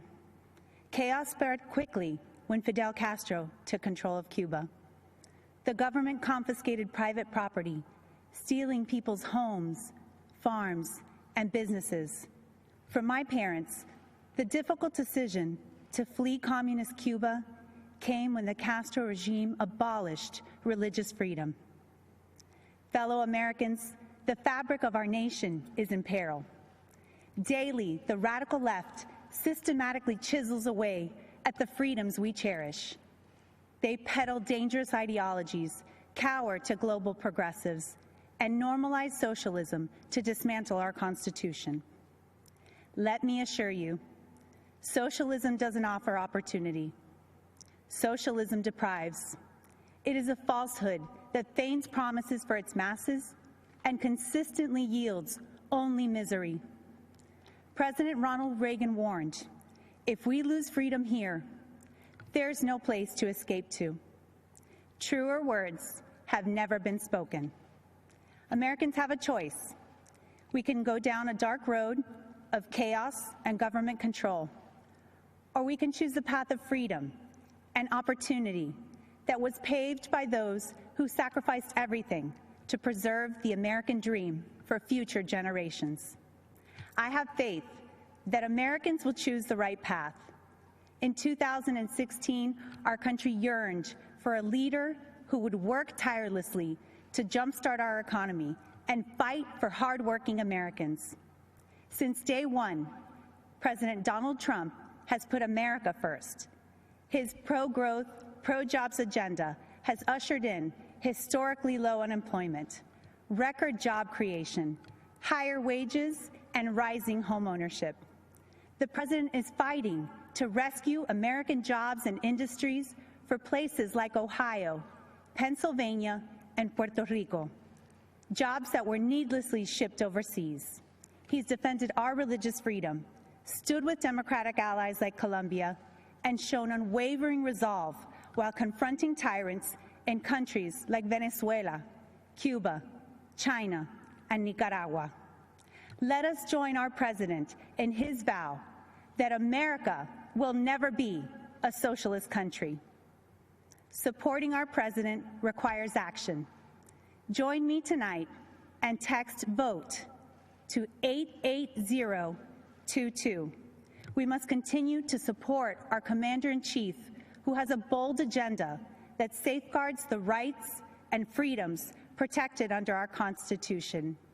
Today, more than ever, that means supporting our men and women in law enforcement and our heroes in uniform. It means fighting to provide the best quality education by empowering parents and preserving school choice. And it means rejecting the socialist takeover of our nation that will destroy the innovation, economic vitality, and freedoms we hold so dear. As a daughter of immigrants, a wife, a mother of 3, and the first Latina lieutenant governor in the history of the state of Florida, it is my distinct privilege to share my story, which is really your story, and the story of a nation that has opened its doors, lifted its people, and yielded success in a way only the United States of America can. Together, let's ensure 4 more years for President Donald J. Trump so that he can continue protecting our republic, and so one day, our children can proudly tell the story of what our generation did to defend the values of faith, family, and freedom. Thank you. May God bless each one of you, and may God bless the United States of America.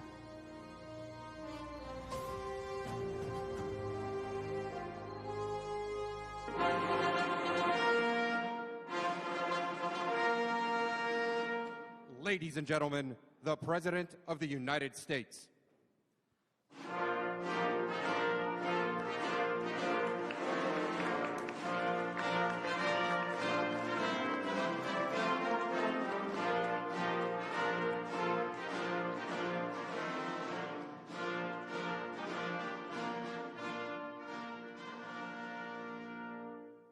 Acting Secretary Wolf, I present to you 5 candidates for naturalization representing 5 countries. On behalf of everyone here today, I'd like to express my gratitude to you, Mr. President, for hosting this naturalization ceremony here at the White House. To our candidates, it is my honor to administer the oath of allegiance and welcome you as our fellow citizens. Candidates for naturalization, please raise your right hand and repeat after me. I hereby declare an oath that I absolutely and entirely renounce and abjure all allegiance and fidelity to any foreign prince, potentate, state or sovereignty, of whom or which I have heretofore been a subject or citizen. That I will support and defend the Constitution and laws of the United States of America. against all enemies, foreign and domestic, that I will bear true faith and allegiance to the same, that I will bear arms on behalf of the United States when required by law, that I will perform non-combatant service in the armed forces of the U.S. When required by law, that I will perform work of national importance under civilian direction when required by law, and that I take this obligation freely without any mental reservation or purpose of evasion. So help me God. Congratulations, you're now citizens of the United States of America.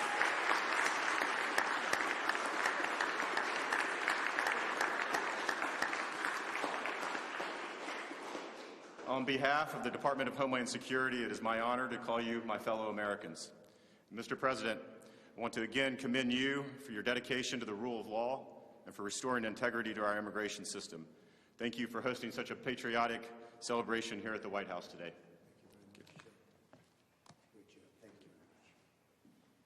Congratulations, that's fantastic. It's really great, thank you. And I want to thank Acting Secretary Wolf, doing a phenomenal job in so many ways.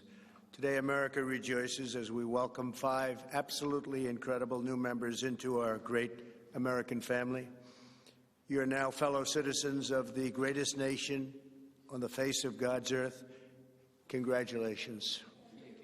Great going. You followed the rules, you obeyed the laws, you learned your history, embraced our values, and proved yourselves to be men and women of the highest integrity. It's not so easy. You went through a lot, and we appreciate you being here with us today. You've earned the most prized, treasured, cherished, and priceless possession anywhere in the world. It's called American citizenship. There is no higher honor and no greater privilege, and it's an honor for me to be your president. Thank you very much. At this time, I'd like to recognize the 5 new citizens who join us today. Robert Martin Ramirez Alcazar is from Bolivia and has been a lawful permanent resident of the United States since 2013. Robert? Hi, Robert. He and his wife are raising 3 beautiful children. In 2017, Robert achieved the dream of starting his own business, a construction company that now employs 5 workers. Robert says, I love this country. I want to respect the law. America has helped me so much in life. Robert, thank you very much for your devotion. Thank you for the opportunities to the United States. Well, thank you, and good luck with that company. Soon you'll have hundreds of employees, I think, right? Could happen. It will. Rima Gideon is from Lebanon and is the proud mother of 3 children. Rima speaks English, Arabic, and French, and earned a degree in psychology. In other words, she can figure me out. She now works as a daycare teacher in Virginia. Rima says, I feel blessed to be a loyal citizen of the greatest country in the world, a country that has given me the opportunity of a lifetime to realize my potential and my dreams. Rima, congratulations. It's really great. Thank you. That's very good. Thank you very much. I appreciate it. Sudha Sundari Narayan is a phenomenal success, born in India, came to the United States 13 years ago. Sudha is a talented software developer, and she and her husband are raising 2 beautiful, wonderful children, the apples of your life, right? Yes, they are. Well, thank you very much, and congratulations. Fantastic job. Thank you. Nehmet Abdelzim Awalo Said is from Sudan, and that's a beautiful name, and has been a lawful permanent resident since 2012. She is the married mother of 3 beautiful children, earned a master's degree and PhD in animal nutrition from the University of Wyoming, great place, great state, and she is a trained veterinarian. She's also worked as a substitute teacher for the Alexandria Public School since 2004. That's fantastic. Well, Diamond, thank you very much, and congratulations. It's my honor to be with you. Thank you. Thank you very much. Salah Abdul Samad has been looking forward to this day since he arrived in the United States from Ghana in 2015. Salih speaks 5 languages and works the medical field. Salih says that the American citizenship means everything to me in my life. It cannot be measured or quantified. I have the chance to work hard and succeed in life, to know that I am in the safe country like America. That really is something, because I know they have my back. Salih, thank you very much. Congratulations. Fantastic job. Congratulations to everybody. With the rights and freedoms each of you now enjoys as citizens, there is no dream beyond your wildest reach, because Americans can do anything. Today you have also accepted the profound duties and responsibilities that come with American citizenship. By swearing the oath of allegiance, each of you has entered a sacred and unbreakable covenant with our nation. You have pledged your undying loyalty to the American people, the American Constitution, and the American way of life. The history and heritage of the United States are now yours to preserve and pass down to the next generation. Our culture, our traditions, and our values are now yours to uphold and live by. The rights so dear to every American, granted by us and granted by God, and enshrined in our glorious Bill of Rights, are now yours to support, protect, and defend. As citizens, you're now stewards of this magnificent nation, a family comprised of every race, color, religion, and creed. United by the bonds of love, we are one people, sharing one home, saluting one great American flag. Congratulations again to all of you. May God bless you, and may God bless our great country, America. Thank you so much.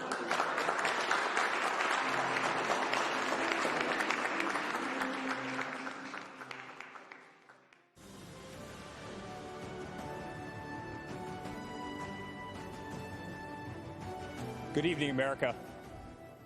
When I stood on this convention stage 4 years ago, no one fully understood the historic change that was about to take place. We could all feel it. Something was happening. A movement was forming just below the surface.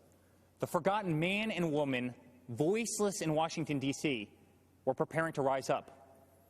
Our movement followed the pattern of so many that came before us. First, we were ignored. Then we were laughed at. Then they fought us. And then, together, we won. From that moment forward, America came first. America started winning again. America became respected again. But with every movement, there's a counter-movement. In the view of the radical Democrats, America is the source of the world's problems. As a result, they believe the only path forward is to erase history and forget the past. They want to destroy the monuments of our forefathers. They want to disrespect our flag, burn the stars and stripes that represent patriotism and the American dream. They want to disrespect our national anthem by taking a knee while our armed forces lay down their lives every day to protect our freedom. They do not want the Pledge of Allegiance in our schools. Many of them don't want one nation under God. The Democrats want to defund and disrespect our law enforcement.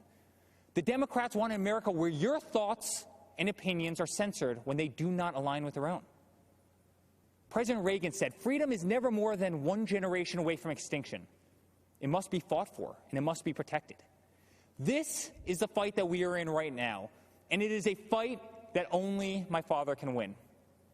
My father ran not because he needed the job, but because he knew hard-working people across this great country were being left behind. The media mocked these patriots in the flyover states in which they lived. They ignored the Trump flags. They ignored the millions of MAGA banners and barns painted in red, white, and blue. The silent majority had no one fighting for them in either party. Their so-called leaders were bowing to China, bribing Iran, and spending more time worrying about how they'd be received by the elites in Paris than how Americans would provide for their families in Pittsburgh. Our family lost friends, but it only pushed us to fight harder. My father pledged to every American in every city, state, and town that he was going to make America great again. And so began the Great American Comeback. Almost immediately, taxes were slashed, regulations were cut, and the economy soared to new heights, heights never seen before. Wages went through the roof. Unemployment reached historic lows, especially for Black Americans, Hispanic Americans, and women. Trade deals were ripped up and renegotiated. Lights were turned back on in abandoned factories across our country. Trillions of dollars were repatriated back to the United States, which had been sitting in foreign lands for far too long. Once again, America became the envy of the world. And with that renewed strength came leverage. The president demanded that our allies pay their fair share for the defense of the Western world. My father rebuilt the mighty American military, adding new jets, aircraft carriers. He increased wages for our incredible men and women in uniform. He expanded our military defense budget to $721 billion per year. America was no longer weak in the eye of the enemy. The moment President Trump ordered special forces to kill some of the deadliest terrorists on the planet, the day the mighty Moab was dropped on insurgent camps, is the day America took a stance to never be defeated by the enemy.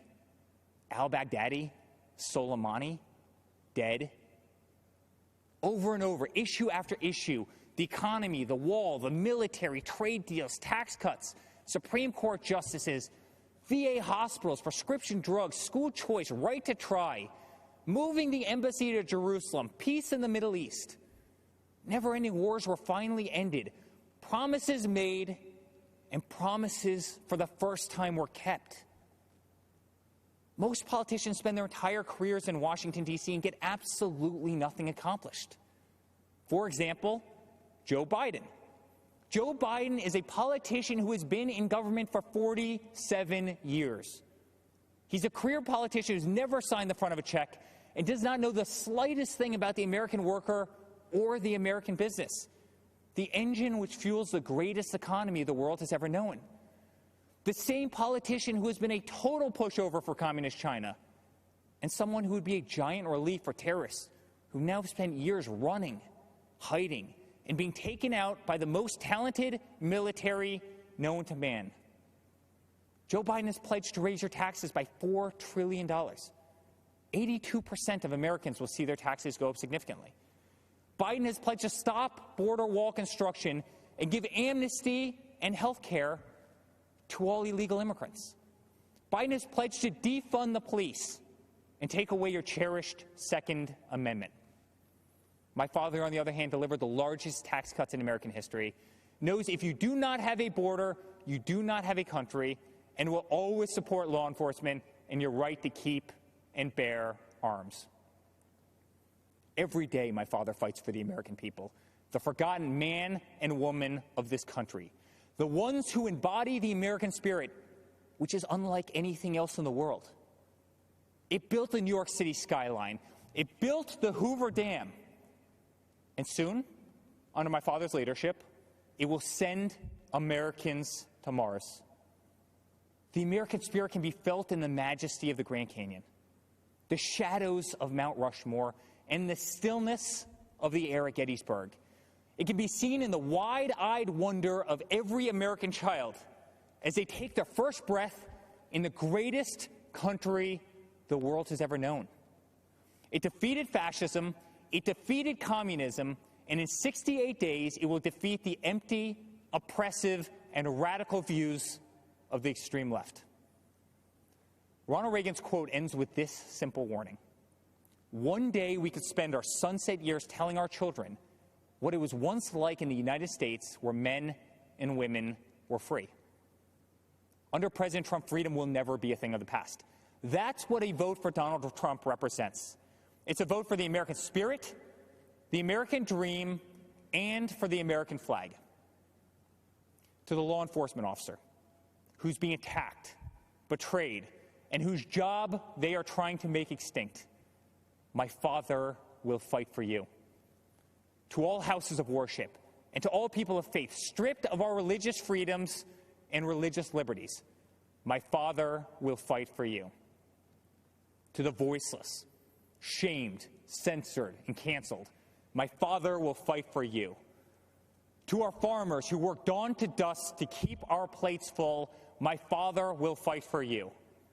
To every single mother and father, to our veterans, our coal miners, and to the American worker, my Father will fight for you. And to every proud American who bleeds red, white, and blue, my Father will continue to fight for you. In closing, I'd like to speak directly to my Father. I miss working alongside you every single day, but I'm damn proud to be on the front lines of this fight. I'm proud of what you are doing for this country. I'm proud to show my children what their grandfather is fighting for. I'm proud to watch you give them hell. Never stop. Continue to be unapologetic. Keep fighting for what is right. You are making America strong again. You are making America safe again. You are making America proud again. And yes, together with a forgotten man and woman who are finally forgotten no more, you are making America great again. Dad, let's make Uncle Robert very proud this week. Let's go get another 4 years. I love you very much. God bless you, and God bless the United States of America.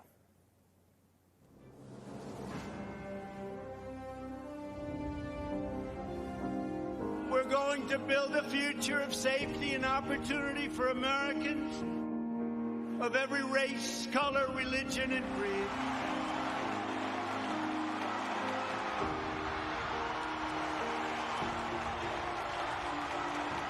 Our president has created such a surplus that when this pandemic hit, he was able to refund Americans without indebting us. We're all better off when former inmates can receive and re-enter society as law-abiding, productive citizens. They now have a chance at more opportunities than they've ever had before.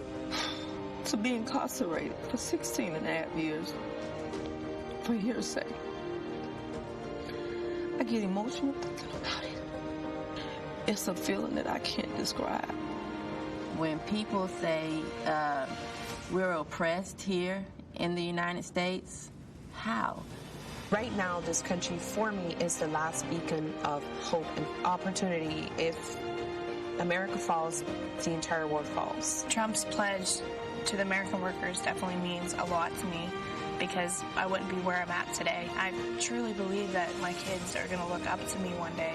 It's just tremendous what I could do, I guess. The forgotten men and women will never be forgotten again. You know, in Biden's America, there aren't opportunity zones. Here you have an administration that actually looks at how can government and private enterprise work together.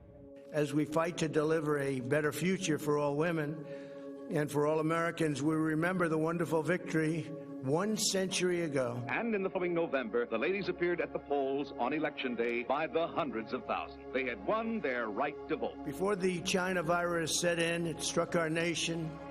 Women had gained 4.3 million jobs, a record. The women's unemployment rate had plummeted to the lowest level in more than 65 years. And last year, over 70% of the new jobs went to women. And I will say we're coming back very strongly. We have the most opportunity. That's the American story, isn't it? That we have hope, that even though we're in dark days now, that the days ahead hold greater possibilities because of the opportunities that we've been given in our country. And we will make America great again.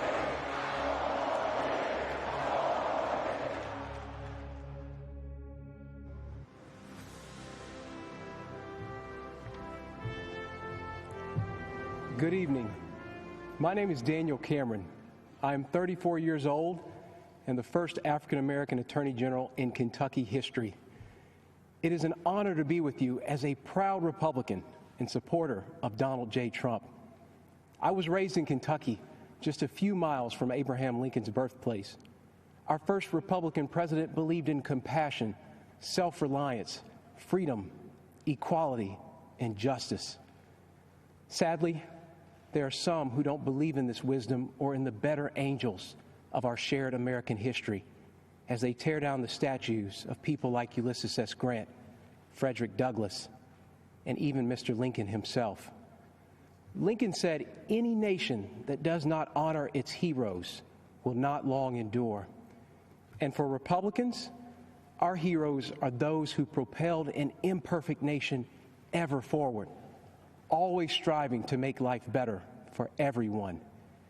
Even as anarchists mindlessly tear up American cities while attacking police and innocent bystanders, we Republicans do recognize those who work in good faith towards peace, justice, and equality. In fact, it was General Dwight Eisenhower, a future Republican president, who said, "Democracy is a system that recognizes the equality of humans before the law." Whether you are the family of Breonna Taylor or David Dorn, these are the ideals that will heal our nation's wounds. Republicans will never turn a blind eye to unjust acts, but neither will we accept an all-out assault on Western civilization. My values were shaped by my faith and by my parents. I worked at their small coffee shop, meeting people from all walks of life. And I realized something. No matter who we are, everyone needs a cup of coffee. That lesson stuck with me because despite our differences, we all want the same things. For our children to have more opportunities than we did, to feel the dignity of work, and to believe that if you play by the rules, you can make a good life for yourself and your family. So the question is, will we choose the path that gives us the best chance to meet those universal desires? Or will we go backward to a time when people were treated like political commodities who can't be trusted to think for themselves? I think often about my ancestors who struggled for freedom. And as I think of those giants and their broad shoulders, I also think about Joe Biden, who says, "If you aren't voting for me, you ain't black," who argued that Republicans would put us back in chains, who says there is no diversity of thought in the black community. Mr. Vice President, look at me. I am black. We are not all the same, sir. I am not in chains. My mind is my own. And you can't tell me how to vote because of the color of my skin.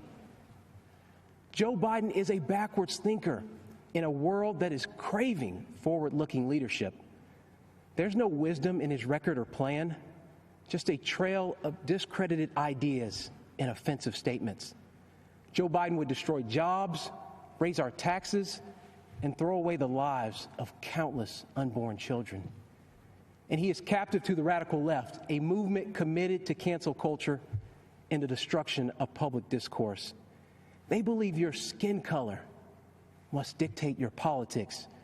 And if you fail to conform while exercising your God-given right to speak and think freely, they will cut you down. The politics of identity, cancellation, and mob rule are not acceptable to me. Republicans trust you to think for yourself and to pursue your American dream however you see fit. Mr. Lincoln said the dogmas of the quiet past are inadequate to the stormy present. The occasion is piled high with difficulty, and we must rise to the occasion. I believe Donald Trump can meet Lincoln's mandate, even as Joe Biden remains trapped by his own failed record and by the radicals who dominate his party. Let's be honest, no one is excited about Joe Biden, and so I ask you to judge the record. On criminal justice reform, Joe Biden couldn't do it, but President Trump did. On the economy, Joe Biden couldn't do it, but President Trump did build an economy that worked for everyone, especially minorities, and he will do it again. And on immigration, Joe Biden promises more to illegal immigrants than he does to you. But President Trump believes his highest duty is to the American worker. The choice is clear. Let me close with something my mom told me. This country's many faces comprise a family, not separate parts to be divided against each other. And like any family, we care for one another. We grieve together. We share our burdens and our struggles, and we celebrate our successes. And though we fuss and fight, we are not enemies. We are Americans, united by a collective faith in our Constitution and laws and the fundamental fairness they represent. We are defenders of life and of individual liberty, and we carry the mantle of Eisenhower and of Reagan to be a force for good in this world, and one that must always be reckoned with. That's my Republican Party, the party of Lincoln, that believes America is an indispensable nation, an evergreen tree, standing tall in a turbulent world. And that's why I am voting for Donald Trump for president. Thank you, and God bless.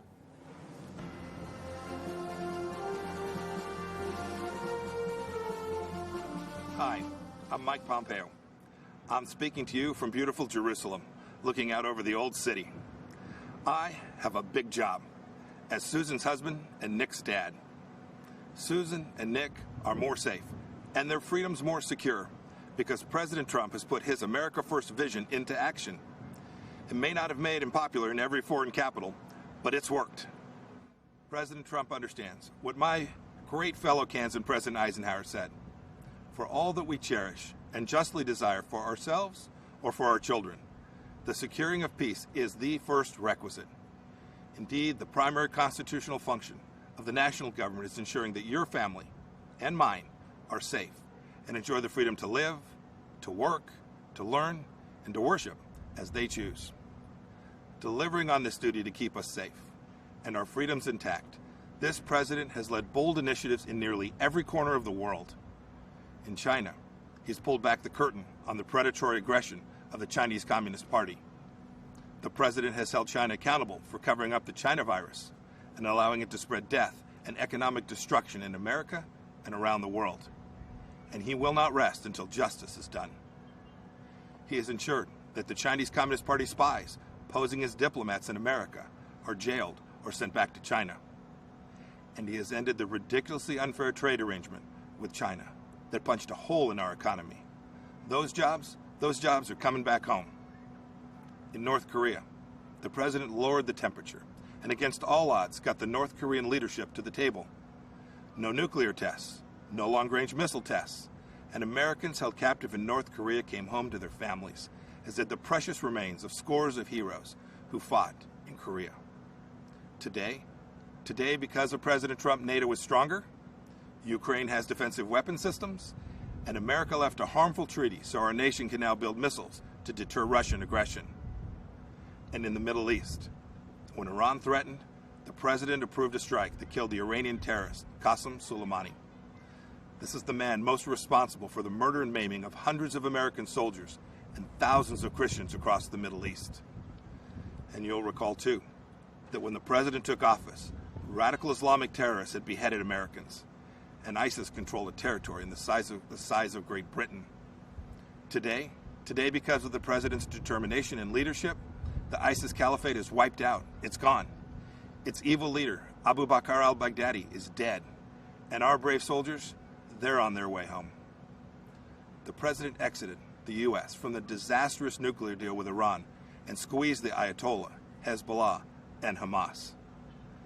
The president, too, moved the U.S. Embassy to this very city of God, Jerusalem, the rightful capital of the Jewish homeland.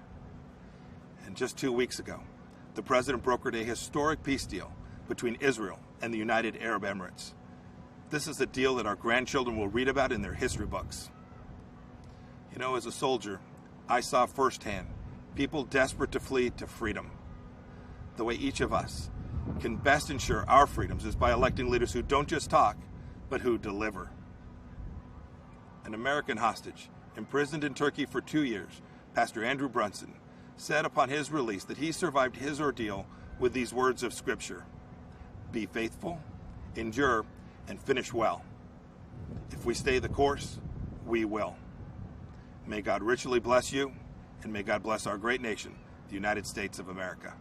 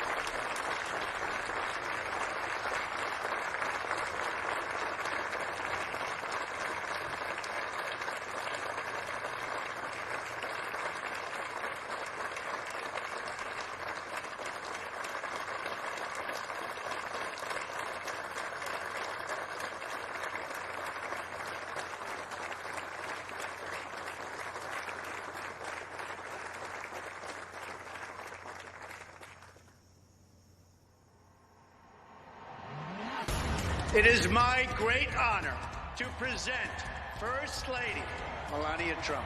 First Lady Melania Trump. First Lady Melania Trump officially kicking off her Be Best initiative. She is courageous. She's taking on a tough topic, focused on the well-being of children, social media use, and opioid abuse. Let's join together in committing to help children dream big, think big, and do all they can to be best in everything they do. This is her showcasing what she brings to the position of First Lady. She is smart, independent, and I think people have underestimated her big time. The First Lady was amazing. She was gracious, empathetic, and showed true compassion. First Lady Melania Trump stepping out onto the world stage. Her Be Best campaign is now going international. She has the advantage of speaking several languages. She can be a diplomat for our country. The sun was shining. She was greeted by children. This, of course, is her continuing to work on her Be Best campaign by shining a spotlight on successful programs that teach children tools and skills. She represents our country with enormous warmth and elegance and grace.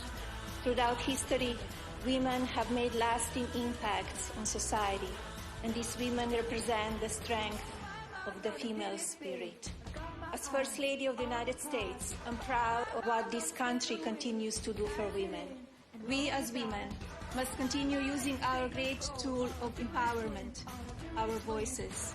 It was a very important moment for Melania Trump. This was a really prominent week for her. The iconic White House Rose Garden has been renovated for the first time in 60 years. When the history books are written, there should be a special chapter reserved for our First Lady. She is an incredible First Lady. An amazing mother, an incredible woman, First Lady Melania Trump.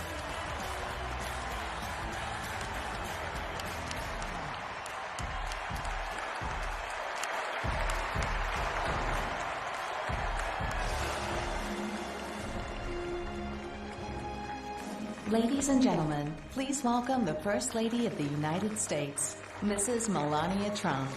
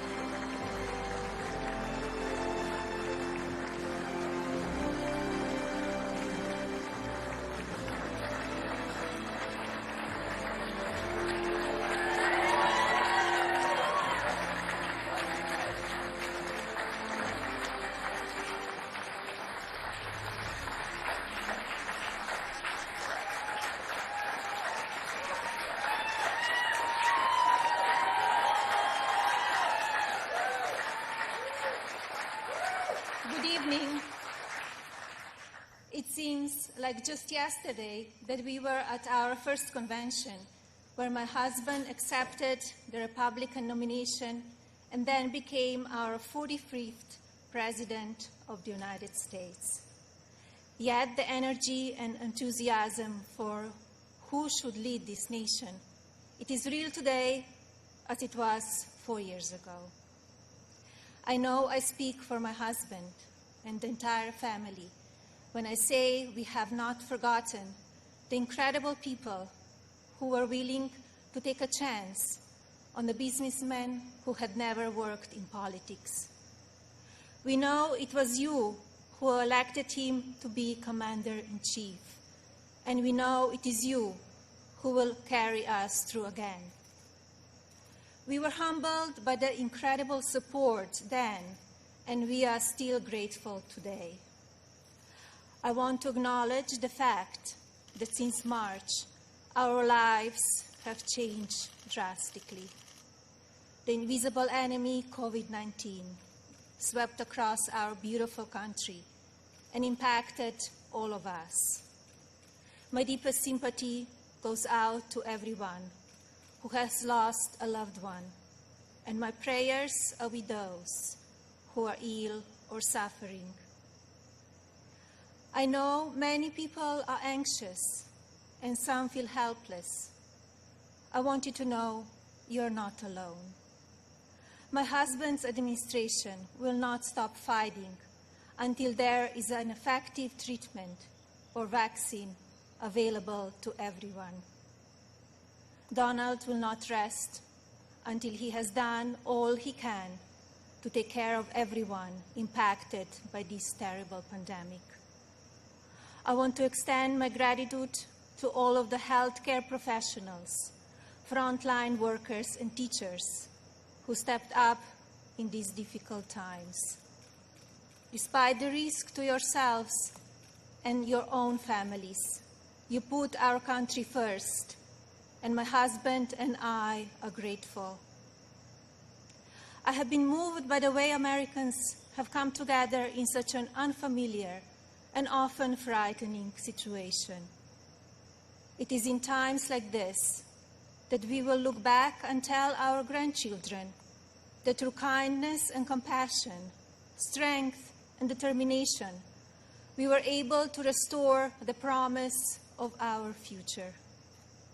Businesses stepped up and volunteers stepped in. People were eager to share ideas, resources, and support of all kinds with neighbors and strangers alike.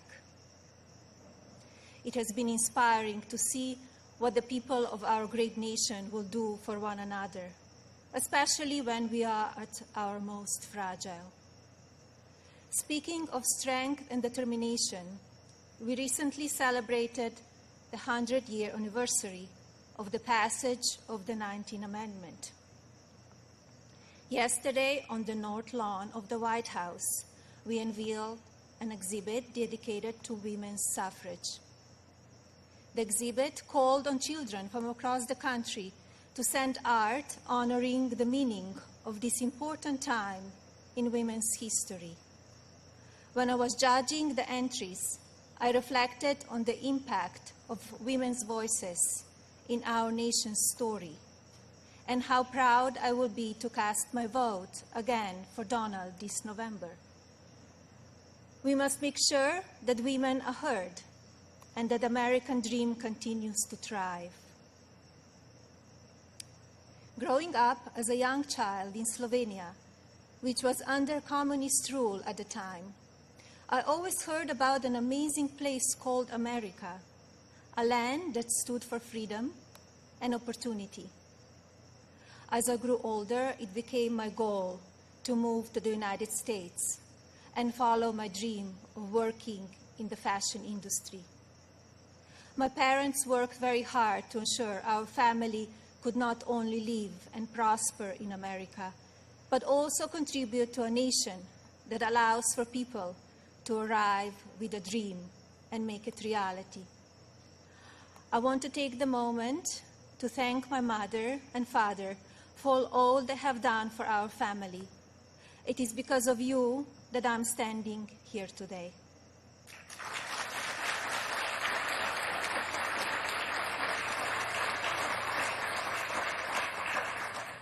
I arrived in the United States when I was 26 years old. Living and working in the land of opportunity was a dream come true, but I wanted more. I wanted to be a citizen. After 10 years of paperwork and patience, I studied for the test in 2006 and became an American citizen.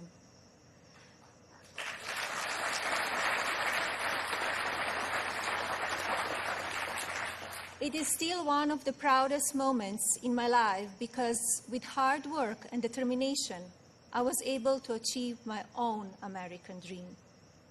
As an immigrant and a very independent woman, I understand what a privilege it is to live here and to enjoy the freedoms and opportunities that we have. As First Lady, I have been fortunate to see the American dream come true over and over again.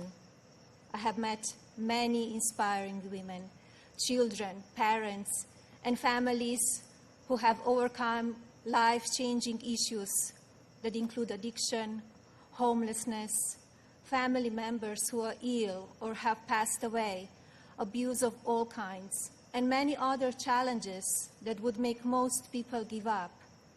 the past 3.5 years have been unforgettable.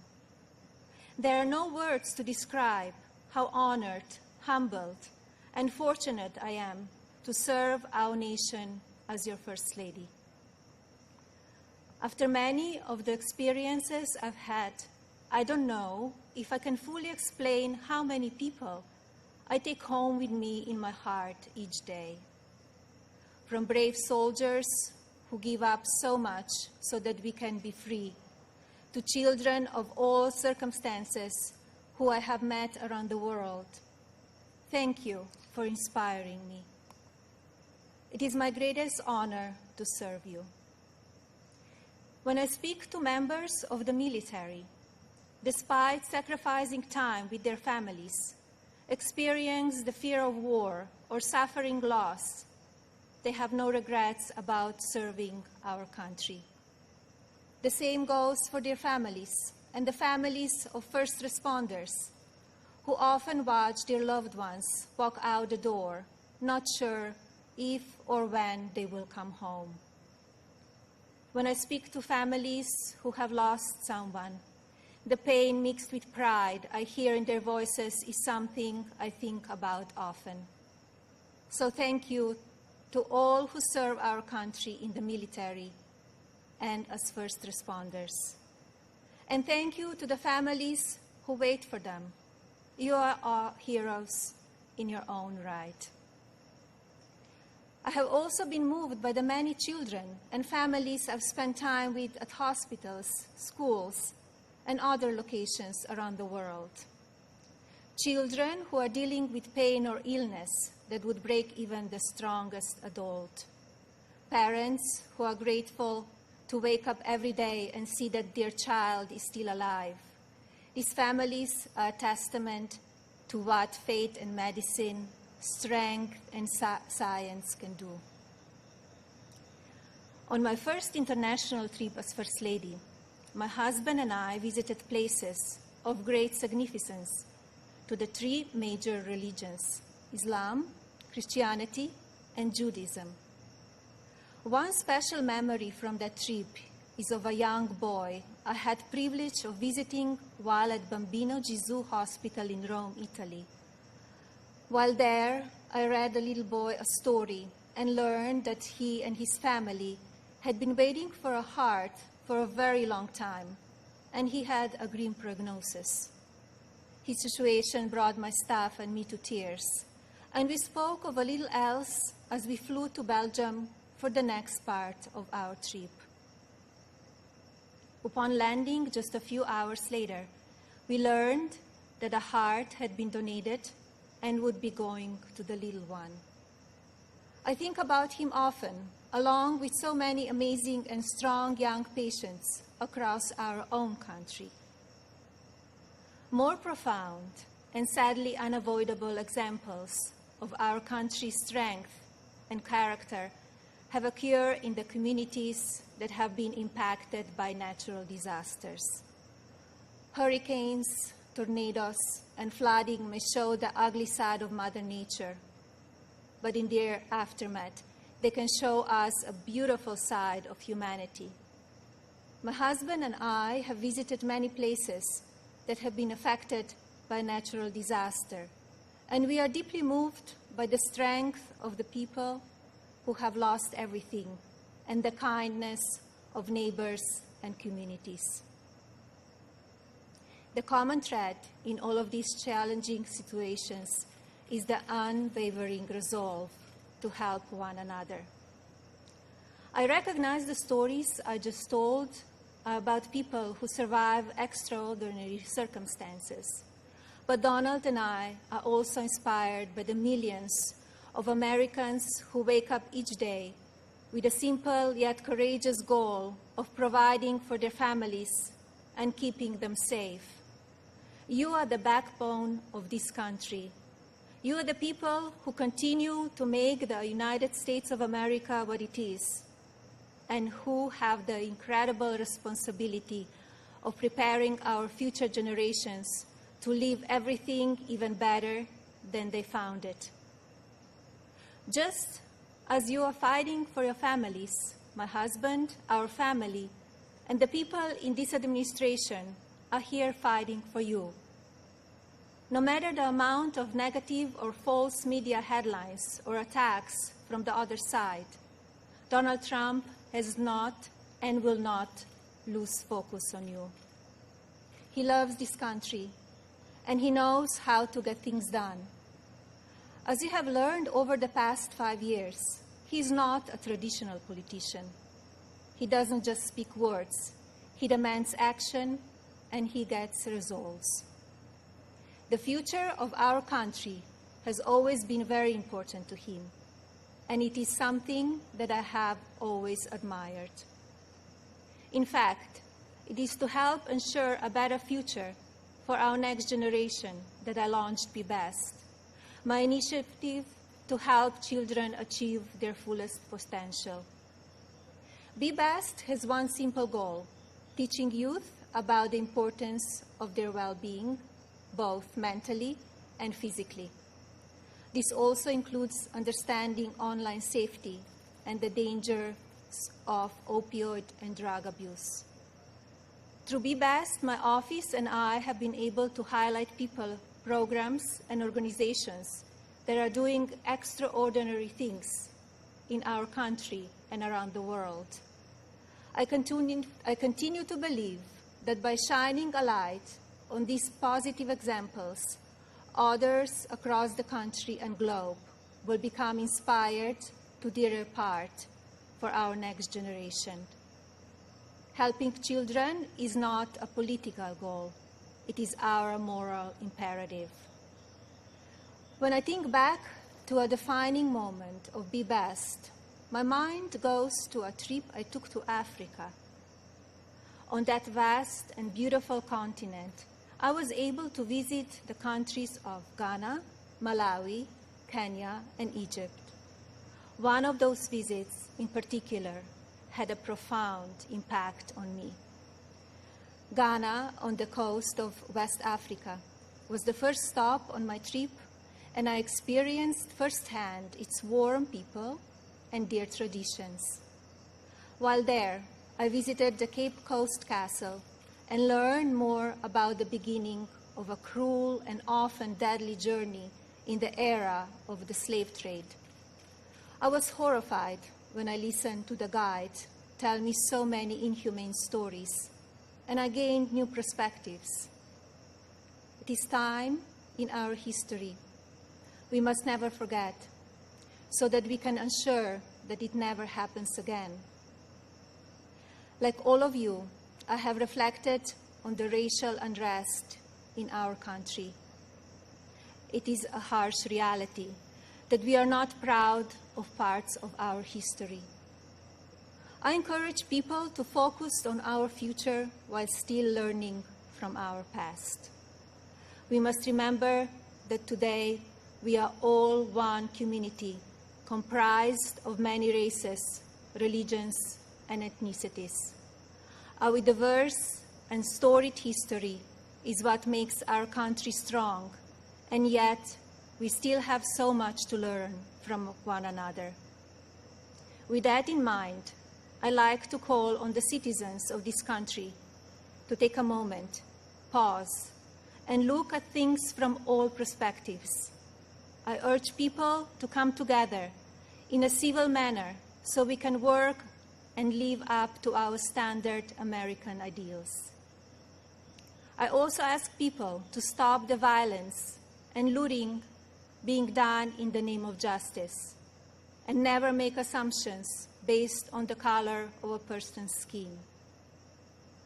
Instead of tearing things down, let's reflect on our mistakes, be proud of our evolution, and look to our way forward.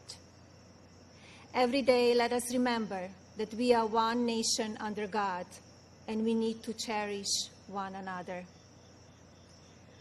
My husband's administration has worked to try and effect change when it comes to issues around race and religion in this country. He is the first president to address a special session of the United Nations General Assembly to call upon countries across the world to end religious persecution and honor the right of every person to worship as they choose. He has made substantial investments in our historically black colleges and universities. This president also continues to fight for school choice, giving parents more options to help their children flourish. My husband knows how to make a real change. From the day that I met him, he has only wanted to make this country the best it can be. For many years, I watched him grow concerned and frustrated, and I'm so proud to see the many things he has done in such a short time. America is in his heart.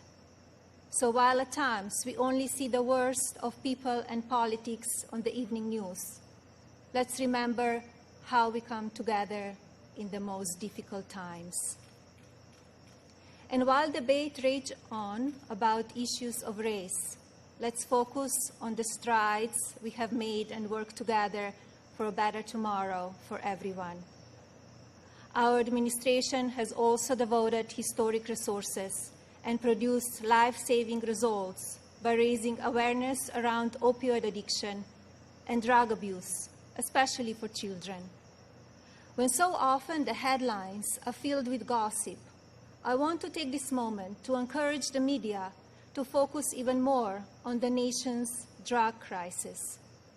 This disease is one that affects everybody. It pays no attention to race, age, or socioeconomic status. Addiction has touched every part of our society in some way. And now, more than ever, we have programs and medicine to combat it. We just need to talk about it openly. And you, the media, have the platforms to make that happen. To the media industry and as a country, I ask that we all commit to helping in our fights against drug addiction by talking about it even more. Especially as we battle the COVID pandemic, we need to remember that suicides are on the rise as people who are struggling with loneliness and addiction feel they have nowhere to turn. Parents, please talk to your children. Teachers and caregivers, pay attention to signs of addiction. Lawmakers, pass legislation that allows those who ask for help to do so safely and without fear, and to provide resources for organizations that help people impacted by addiction. When the stigma is removed, people will no longer be ashamed to ask for help, and lives will be saved. And if you are struggling with addiction, there is no shame in your illness. Please seek help. You are worth it.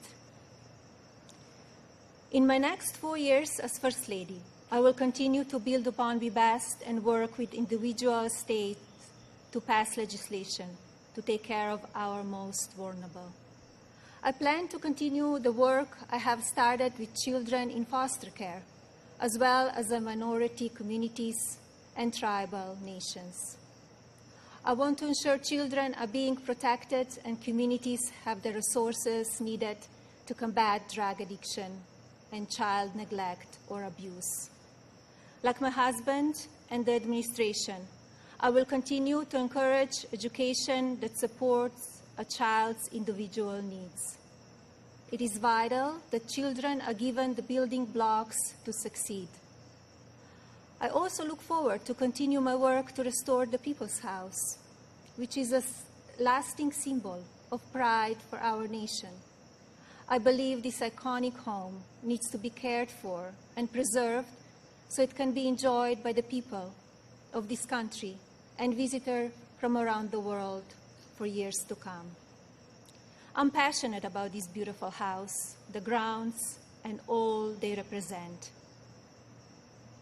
And now, I have a special message for the mothers of this country. This modern world is moving so fast, and our children face challenges that seem to change every few months. Just like me, I know many of you watch how mean and manipulative social media can be. And just like me, I'm sure many of you are looking for answers how to talk to your children about the downside of technology and their relationships with their peers. Like every parent in this country, I feel there are so many lessons to teach our son and responsibilities as his mother, but there are just not enough hours in the day to do it all. I remind myself that I'm more fortunate than most and still have days that I look for wisdom and strength to do the very best I can for him. To mothers and parents everywhere, you are warriors. In my husband, you have a president who will not stop fighting for you and your families. I see how hard he works each day and night, and despite the unprecedented attacks from the media and opposition, he will not give up. In fact, if you tell him he cannot be done, he just works harder.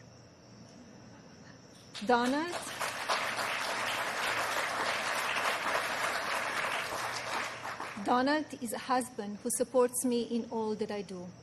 He has built an administration with an unprecedented number of women in leadership roles and has fostered an environment where the American people are always the priority.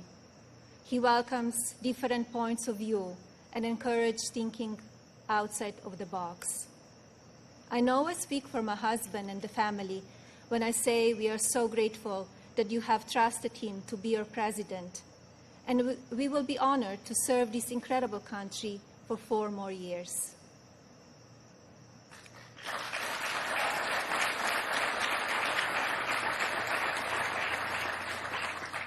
As you have heard this evening, I don't want to use this precious time attacking the other side, because as we saw last week, that kind of talk only serves to divide the country further. I'm here because we need my husband to be our president and commander-in-chief for 4 more years. He is what is best for our country. We all know Donald Trump makes no secrets about how he feels about things. Total honesty is what we as citizens deserve from our president.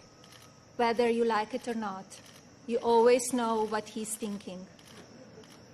And that is because he's an authentic person who loves this country and its people and wants to continue to make it better. Donald wants to keep your family safe. He wants to help your family succeed. He wants nothing more than for this country to prosper, and he doesn't waste time playing politics. Almost 4 years ago, we went into Election Day completely underestimated. Despite what is being said again this year, I know, just as you do, that Americans will go to the polls and vote on the behalf of their families, our economy, our national security, and our children's future. To vote for those ideals is not a partisan vote. It is a common sense vote, because those are goals and hopes that we all believe in. I believe that we need my husband's leadership now more than ever in order to bring us back once again to the greatest economy and the strongest country ever known. God bless you all, your families, and God bless the United States of America.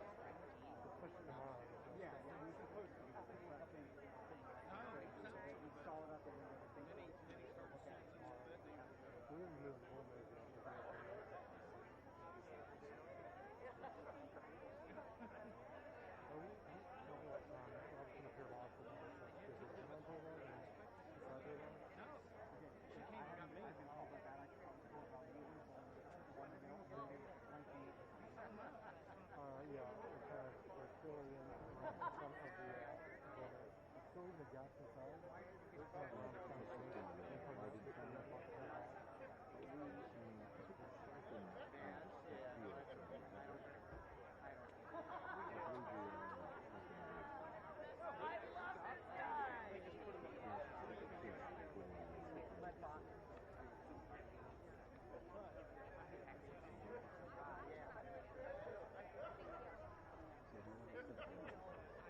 she gets it, but herself.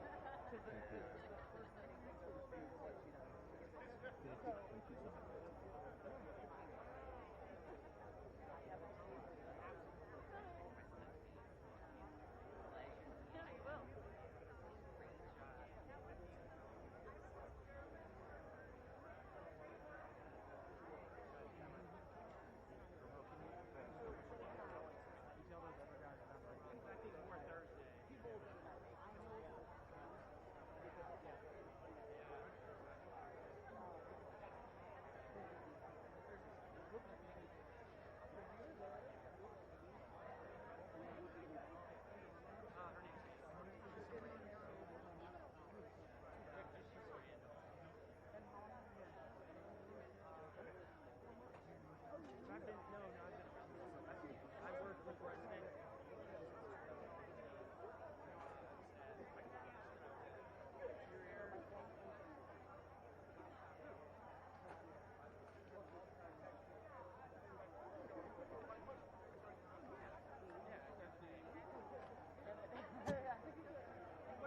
What do you do?